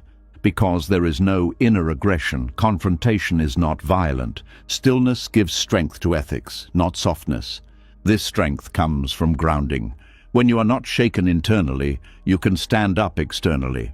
Many people confuse calmness with passivity, but deeply settled minds often act decisively. The difference is that action is not fueled by anger or righteousness. Righteousness often causes more harm than the behavior it opposes. Stillness sees this. It acts without needing to prove moral superiority. Another key point is that stillness dissolves the boundary between self-care and care for others. When inner settlement is present, taking care of yourself is not selfish, and caring for others is not self-sacrifice. Both arise from the same clarity. You rest when rest is needed. You help when help is needed. There is no internal debate. This removes burnout. Burnout often comes from ethical struggle, from forcing yourself to care when you are depleted, or forcing yourself to achieve at the expense of others. Stillness balances these naturally. Balance creates sustainability. Stillness also dissolves judgment, not discernment but judgment. Judgment simplifies people into categories: good, bad, right, wrong. This simplification allows distance. Distance allows harm. When stillness deepens, judgment softens. Complexity is tolerated. Contradictions are allowed. People are seen as processes, not labels. This seeing does not excuse harm. It contextualizes it. Context allows effective response rather than reactive punishment. Another subtle shift is humility. Deeply settled minds know they do not see everything. This humility keeps ethics flexible, open to learning, open to correction. Moral certainty closes perception. Stillness keeps it open. This openness is why compassionate action remains appropriate rather than dogmatic. Stillness also changes how power is used. Power without inner settlement tends to dominate. Power with stillness tends to serve. Not because of moral decision, but because dominance is unnecessary when there is no insecurity. Insecurity drives misuse of power. Stillness dissolves insecurity. This is why ethical leadership is rooted in inner stability. Without it, rules become weapons. Stillness also reveals how much harm comes from unconsciousness rather than malice. This does not excuse harm, but it changes response. Education replaces punishment. Support replaces exclusion where appropriate. This intelligence is ethical intelligence. Stillness allows you to feel the ripple effect of action, not as guilt, but as sensitivity. You sense how words land, how silence affects, how presence influences. This sensitivity is refined. It does not overwhelm, it guides. Another important aspect is that stillness removes moral comparison, the habit of measuring yourself against others. This comparison fuels judgment and self-righteousness. When comparison dissolves, ethics become personal but not private. You act from what feels right, not from what makes you look right. This authenticity builds trust. People trust those whose actions are not performative. Stillness removes performance. Ethics without performance are quiet, often unnoticed, often uncelebrated, but deeply impactful. Stillness also allows forgiveness, not forced forgiveness, but natural release. When the system is settled, holding grudges feels unnecessary, not because you deny harm, but because you do not need resentment to protect yourself. This release frees energy. Forgiveness from stillness does not erase boundaries. It removes poison. Another shift is patience. Ethical patience is the ability to wait for the right moment to act, not because of fear, but because timing matters. Stillness gives access to timing. This prevents premature action that causes unintended harm. Stillness also changes how you relate to injustice. You do not turn away, you do not burn out, you engage steadily. Anger may arise, but it does not control action. Action remains precise. This precision makes ethics effective rather than explosive. Stillness also dissolves the illusion that ethics require self-sacrifice. True ethical action often feels satisfying, not pleasurable but aligned. There is no internal cost. This alignment is the opposite of martyrdom. Martyrdom comes from inner conflict. Stillness removes it. As stillness deepens, ethics become effortless. Not because life is easy, but because there is no inner opposition to doing what is right. You do not need to convince yourself. You simply act. This is the highest form of ethics, not rule following, not moral struggle, but natural response arising from clarity. Stillness is ethical not because it teaches values, but because it removes distortion. When distortion is gone, compassion is obvious. You do not need to learn compassion. You need to remove what blocks it. Stillness does that. It clears fear, clears identity defense, clears urgency, clears judgment. What remains is care. Care that does not announce itself, care that does not demand recognition, care that does not exhaust itself, care that lasts. This is why deeply settled minds naturally act with compassion, not because they are better people, but because nothing inside is preventing them from being human. Stillness does not make you moral, it makes morality unnecessary as a struggle, because when you are no longer at war with yourself, it becomes very difficult to be at war with the world. As compassion begins to move without effort and ethical action no longer feels like a decision, something even more subtle starts to loosen. It is not a belief, not a habit, not a reaction. It is the quiet sense that there is someone inside watching life happen. At first, this sense feels helpful, even spiritual, but in deeper stillness, it begins to fade. And with its fading, a profound simplicity is revealed. There is a moment that feels almost disorienting.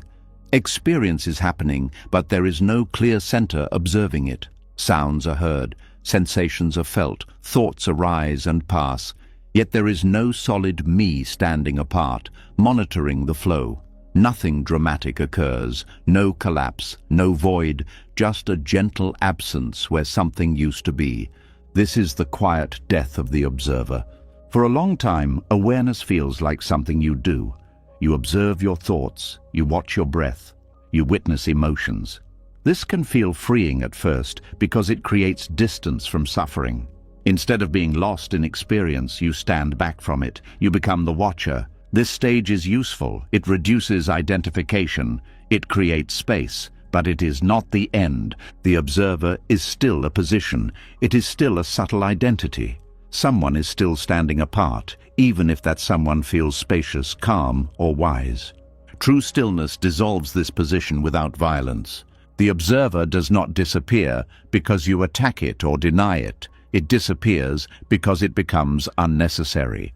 At a certain depth of stillness, experience no longer needs to be watched. It simply happens. Awareness is not something you stand in. It is what everything appears within, without a center. This shift is often misunderstood. People fear that without an observer, they will become unconscious or lost.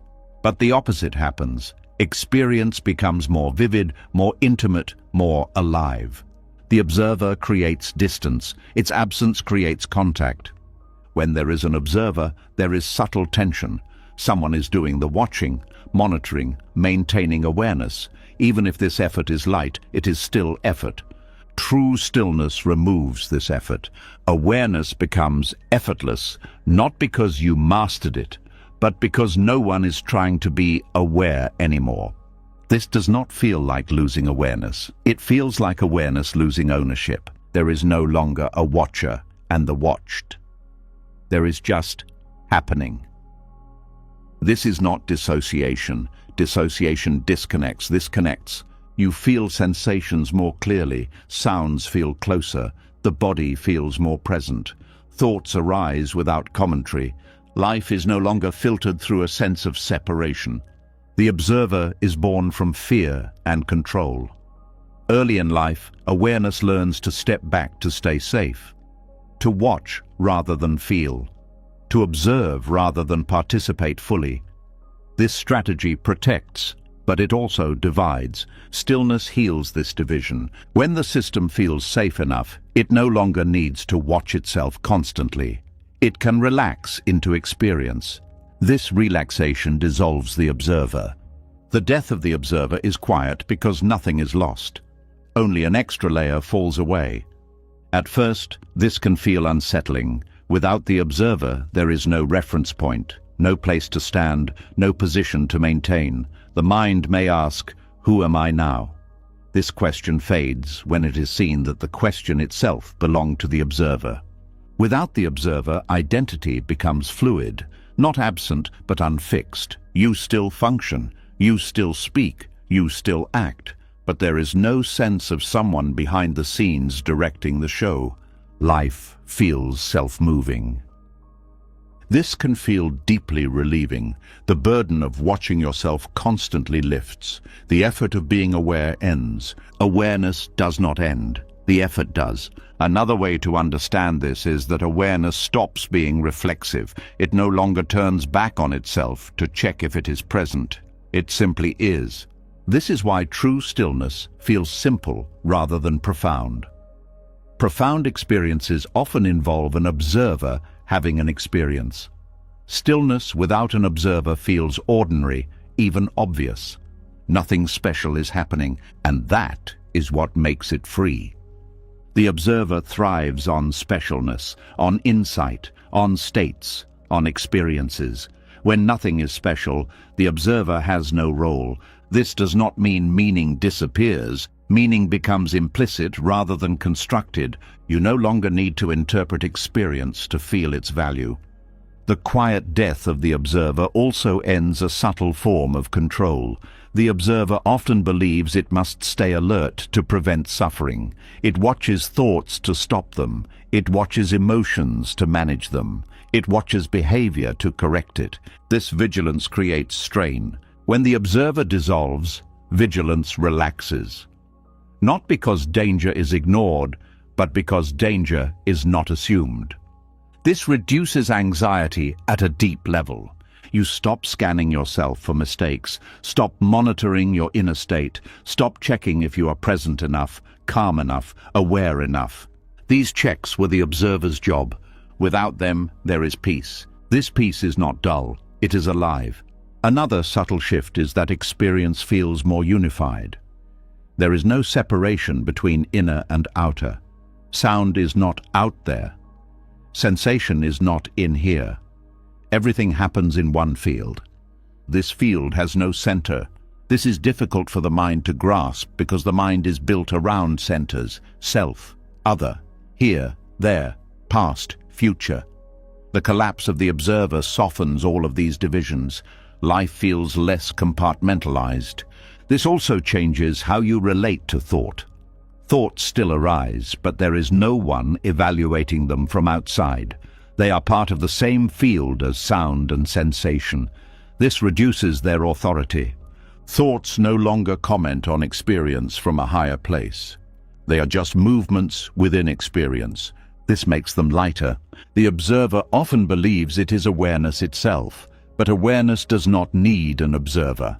Awareness does not watch, it illuminates. When illumination is recognized without a watcher, the observer fades naturally.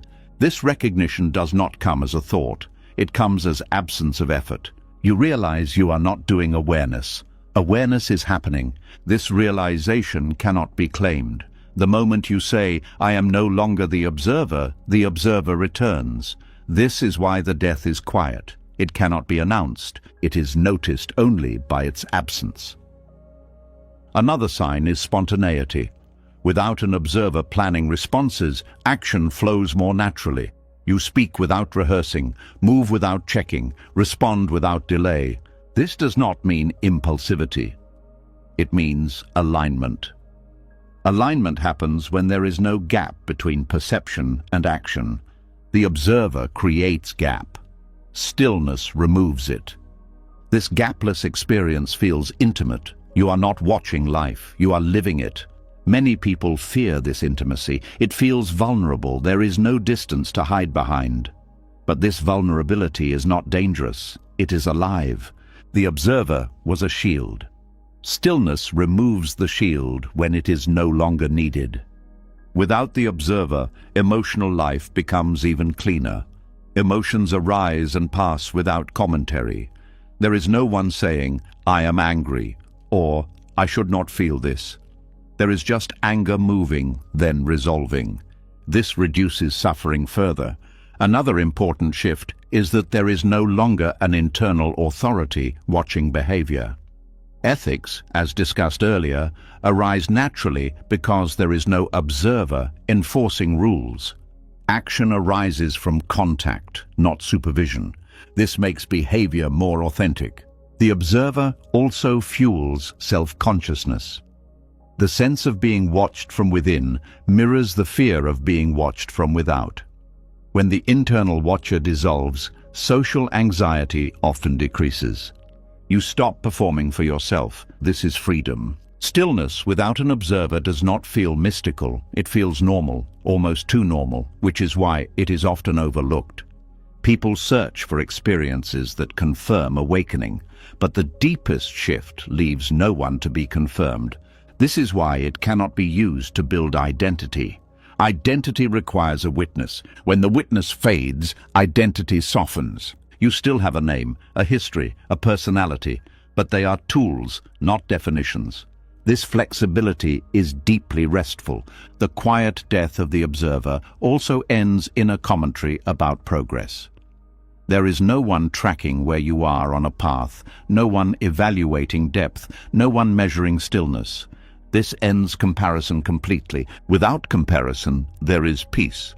Not because everything is equal, but because nothing is measured.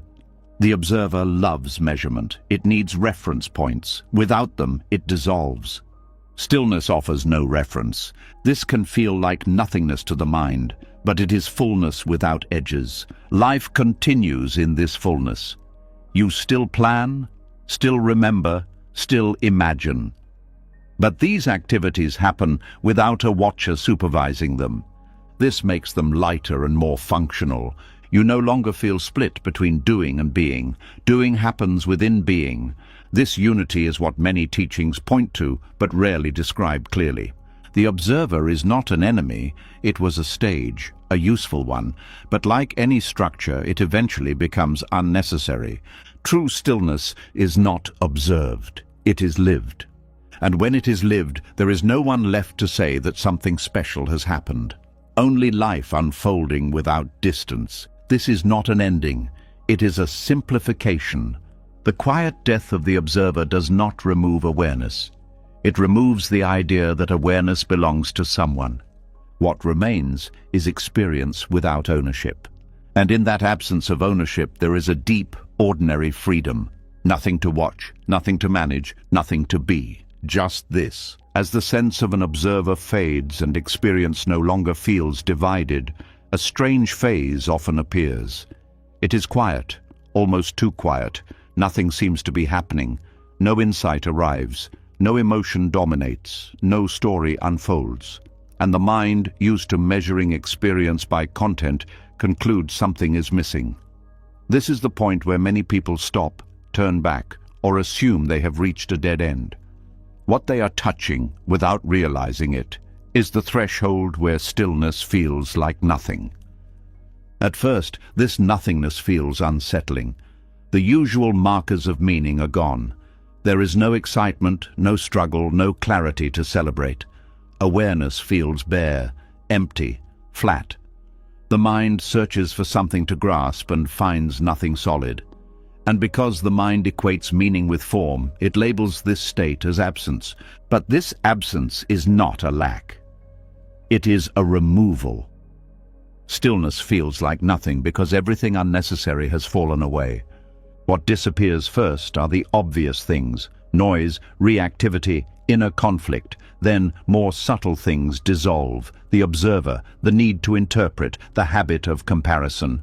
Eventually, even the sense of having an experience weakens. What remains does not announce itself. This is why stillness feels like nothing at first. There is nothing familiar left to recognize it by. The mind expects fullness to look like intensity, emotion, insight, energy. When those are absent, it assumes emptiness. But intensity was never fullness. It was stimulation.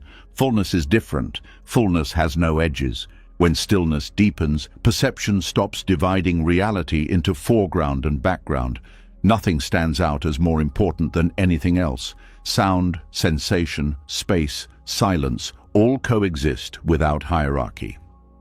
Because nothing is emphasized, the mind says nothing is happening.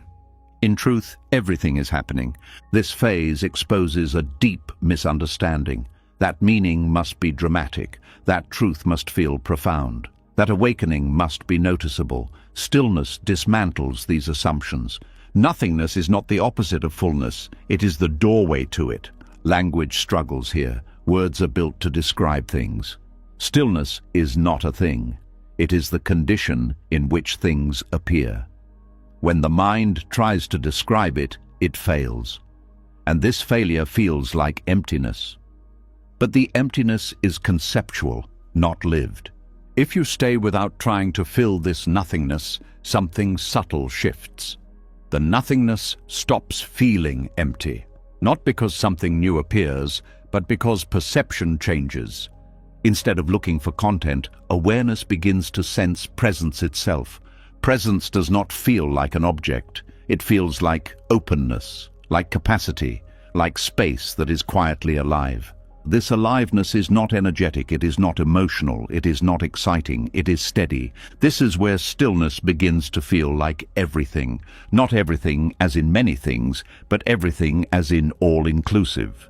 There is no longer a sense of inside and outside, no longer a center and a periphery. Experience is whole, undivided. This wholeness cannot be described because description divides. It names parts. Stillness here has no parts. This is why people often struggle to talk about it. Any description feels inaccurate. Any explanation feels like reduction.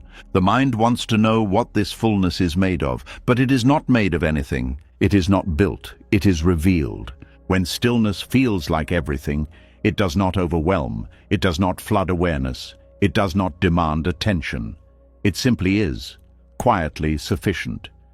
You may notice that nothing needs to be added to the moment. No thought, no action, no understanding. The moment is complete without modification. This completeness feels deeply satisfying but not pleasurable. It is more like a deep exhale that does not end. At this point, seeking stops, not because you decided to stop, but because there is nothing missing to seek for. The sense of lack dissolves. Lack was never about objects or achievements. It was about separation, the feeling of being cut off from life. When stillness becomes everything, separation dissolves. This does not mean boundaries disappear in a practical sense. You still function as a person, but the felt sense of being isolated inside experience softens. You are not inside life looking out. You are not outside life looking in. You are life happening. This sounds poetic, but it is felt as simplicity. The transition from nothingness to everything is not dramatic. There is no switch, no moment to mark. It is more like realizing the room you thought was empty is actually full of air. Air was always there. You just were not paying attention to it. Stillness is like that. It was always present, but unnoticed because attention was trained on objects, thoughts, and sensations. When attention relaxes its focus on objects, it notices the field itself. The field feels like nothing because it has no shape, but it holds everything. This is why fullness here does not feel crowded. It feels spacious. Spaciousness is not emptiness. It is capacity. Capacity allows everything to arise without conflict. When stillness is experienced as fullness, there is no urge to describe it, no need to share it, no impulse to prove it. It feels complete without recognition. This is one of the clearest signs that identity is no longer involved. Identity needs contrast. This versus that. Me versus other. Progress versus failure. Fullness beyond language has no contrast. It simply includes. This inclusion feels safe. Safety here does not come from control or predictability. It comes from the absence of resistance. Nothing needs to be pushed away. Nothing needs to be held. Because nothing is excluded, there is no tension. This tension-free state is deeply restful, not sleepy, not dull, restful in the sense that nothing is being resisted or pursued. This is why stillness eventually feels nourishing, like something fundamental is being restored. People often ask what to do in this state. The answer is nothing, not because action is forbidden, but because action is unnecessary. If action arises, it arises. If it does not, that is fine too. There is no preference. This non-preference is misunderstood as indifference. It is not. It is intimacy without grasping. You are fully present, but not leaning toward or away from anything. This balance allows joy and sorrow to arise without imbalance. Joy does not become addiction. Sorrow does not become despair. Everything passes through the same open field. Another shift here is that meaning no longer feels conceptual. You do not think, this is meaningful. You feel meaning as coherence, as rightness, as alignment. Meaning becomes implicit rather than defined. This implicit meaning is more satisfying than any explanation. The mind may try to return and label this experience. It may say, this is it, or this is emptiness, or this is awakening. These labels do not ruin it, but they are not necessary. Stillness does not depend on interpretation. Even the sense of fullness eventually becomes irrelevant. The words nothing and everything lose meaning. They were only useful as pointers. What remains is just this: life without commentary, experience without center, presence without effort. This is why stillness feels like nothing until it feels like everything. Because at first, the mind loses what it relied on, and then awareness recognizes what was always there. The transition is not a gain, it is a recognition. You do not become more, you stop being less. less divided, less distracted, less distant. This recognition cannot be rushed, it cannot be forced, it cannot be understood ahead of time. It arrives when there is no longer a need for it to arrive. This is why boredom, emptiness, and nothingness are not obstacles.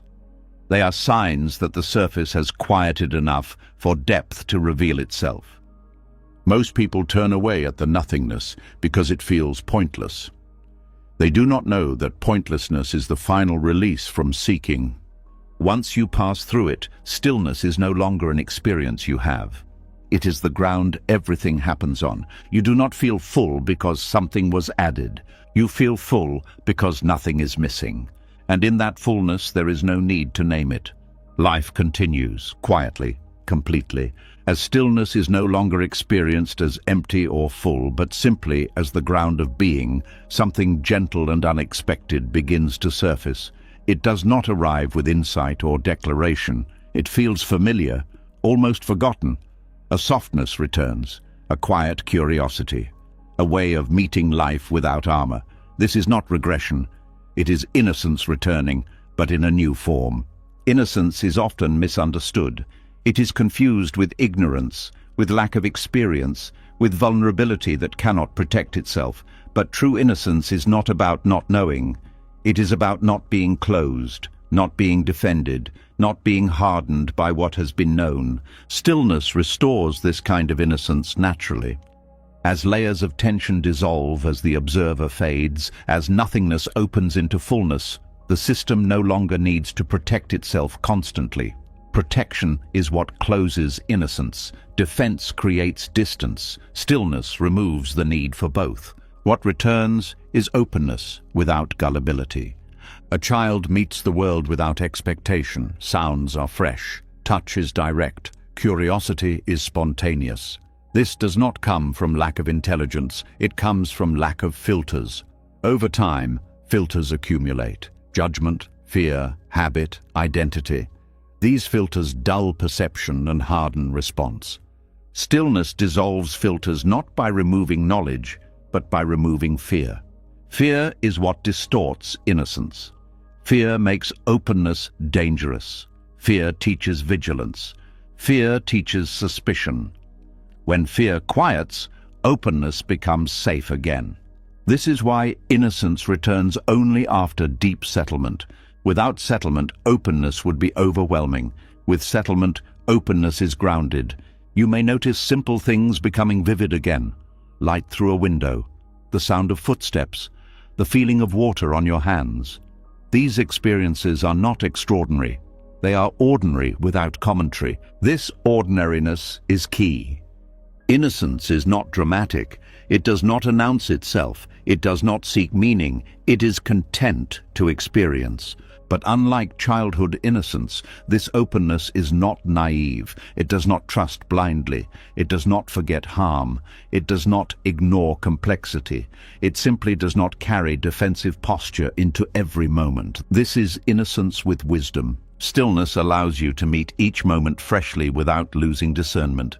You are open but not exposed, curious but not careless, soft but not weak. This balance is rare because it requires both vulnerability and stability. Stillness provides the stability. One of the clearest signs of returning innocence is reduced cynicism. Cynicism is armor. It is protection against disappointment. It assumes harm to avoid being hurt. Stillness dissolves this need. Without cynicism, you can see beauty without being foolish. You can trust without being blind. You can appreciate without attaching. This does not mean you ignore warning signs. It means you do not assume threat everywhere.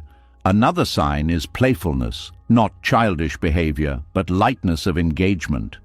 Humor without sarcasm. Joy without grasping. Interest without agenda. This playfulness arises because effort has dropped. The weight of self-management is gone. When nothing needs to be defended, play returns naturally. Play is a sign of safety. Stillness creates internal safety. From safety, play emerges. This playfulness does not interfere with seriousness when seriousness is needed. It coexists. You can handle difficult situations and still retain lightness. This flexibility is maturity, not immaturity. Innocence also shows up as wonder. Not wonder at special experiences, but wonder at ordinary existence. The fact that anything is happening at all feels quietly amazing. This wonder does not distract you, it grounds you. Another important shift is how you listen. Innocence listens without preparing a response, without assuming intent, without filtering through past experiences. This kind of listening is rare and powerful. It allows true connection. Stillness removes the inner noise that interrupts listening. Without that noise, you hear more than words. You sense tone, emotion, and meaning directly. This does not make you vulnerable to manipulation. On the contrary, it makes you perceptive. Innocence paired with stillness is alert. Alertness without suspicion. Another aspect of returning innocence is forgiveness. Not forced forgiveness, but natural release. When the system is settled, holding grudges feels unnecessary. Not because harm is forgotten, but because it no longer defines the present. This forgiveness does not erase boundaries, it simply removes emotional residue. Innocence here is not about forgetting the past. It is about not living inside it. Stillness collapses psychological time. With time collapsed, the past loses its grip. Innocence becomes possible again because the present is not overshadowed by memory. This also changes how you approach learning. You are no longer learning to fix yourself. You are learning because curiosity is alive. Learning becomes playful rather than pressured. This makes understanding deeper and more flexible. Innocence also softens ambition, not by removing goals, but by removing desperation. You can work toward things without tying your worth to outcomes. This freedom allows creativity to flow.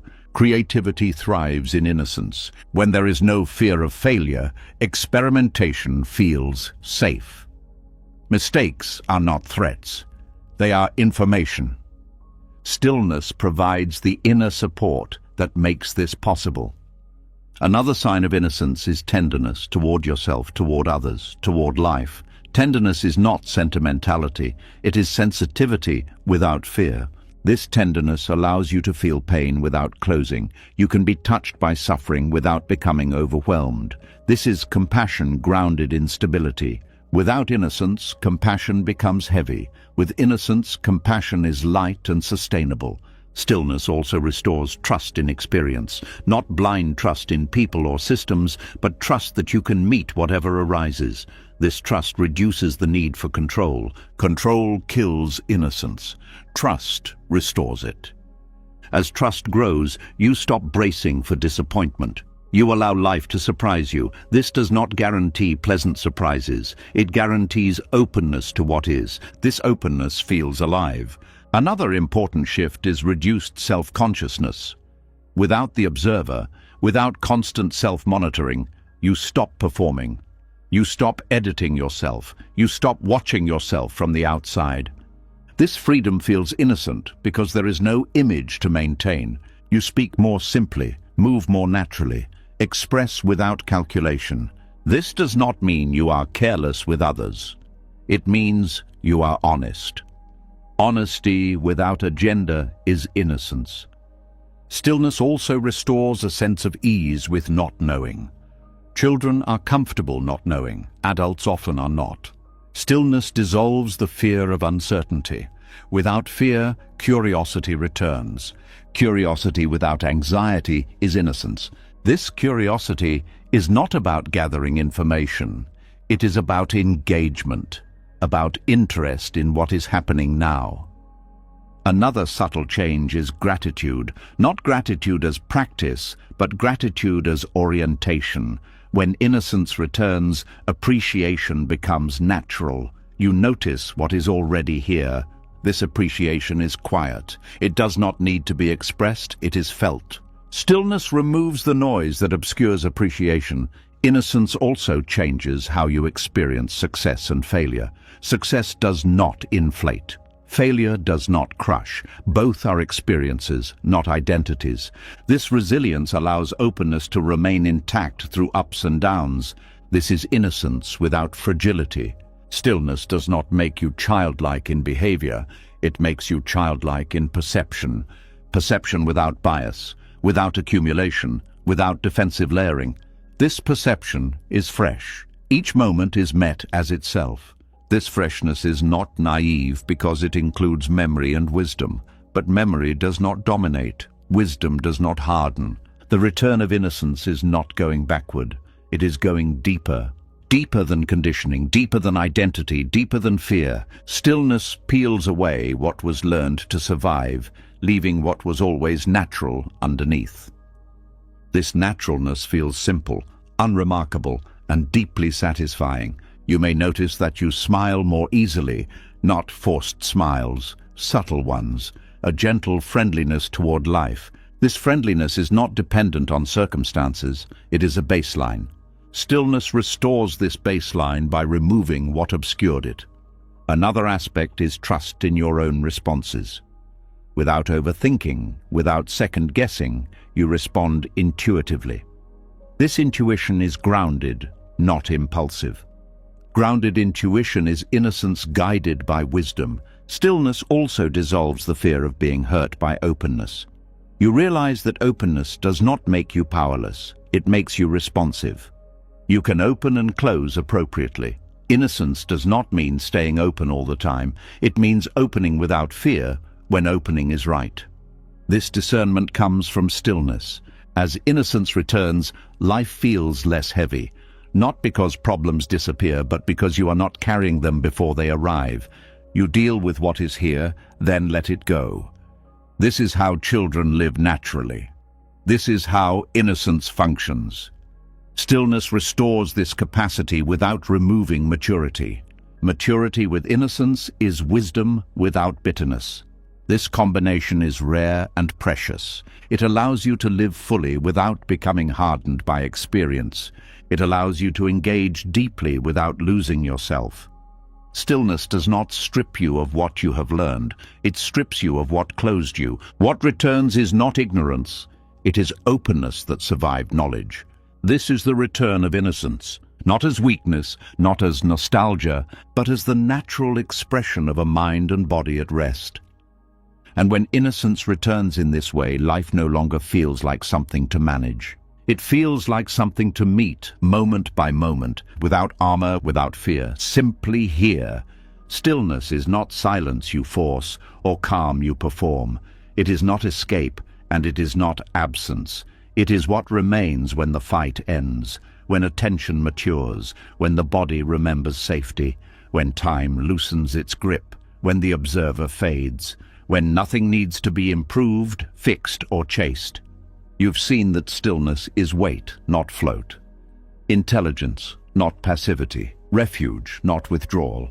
It composted old emotions without effort. It ended reactivity without suppression. It dissolved self-negotiation, ego, and moral struggle. It returned innocence without naivete, and in the end it revealed something simple and radical. Peace was never missing. It was covered by movement. Stillness is not empty. It is deeply settled. If something in you softened while listening, if a quiet recognition appeared, or if you felt a sense of, "This feels true," write "deeply settled" in the comments. Not for me, but as a marker for yourself. A reminder that you touched something real. And if this kind of teaching speaks to you, if you want more spaces like this where the mind can rest and understanding can arrive without force, subscribe to the channel and turn on notifications. These conversations are not about becoming someone else. They are about coming home. Stay close to stillness. It already knows the way.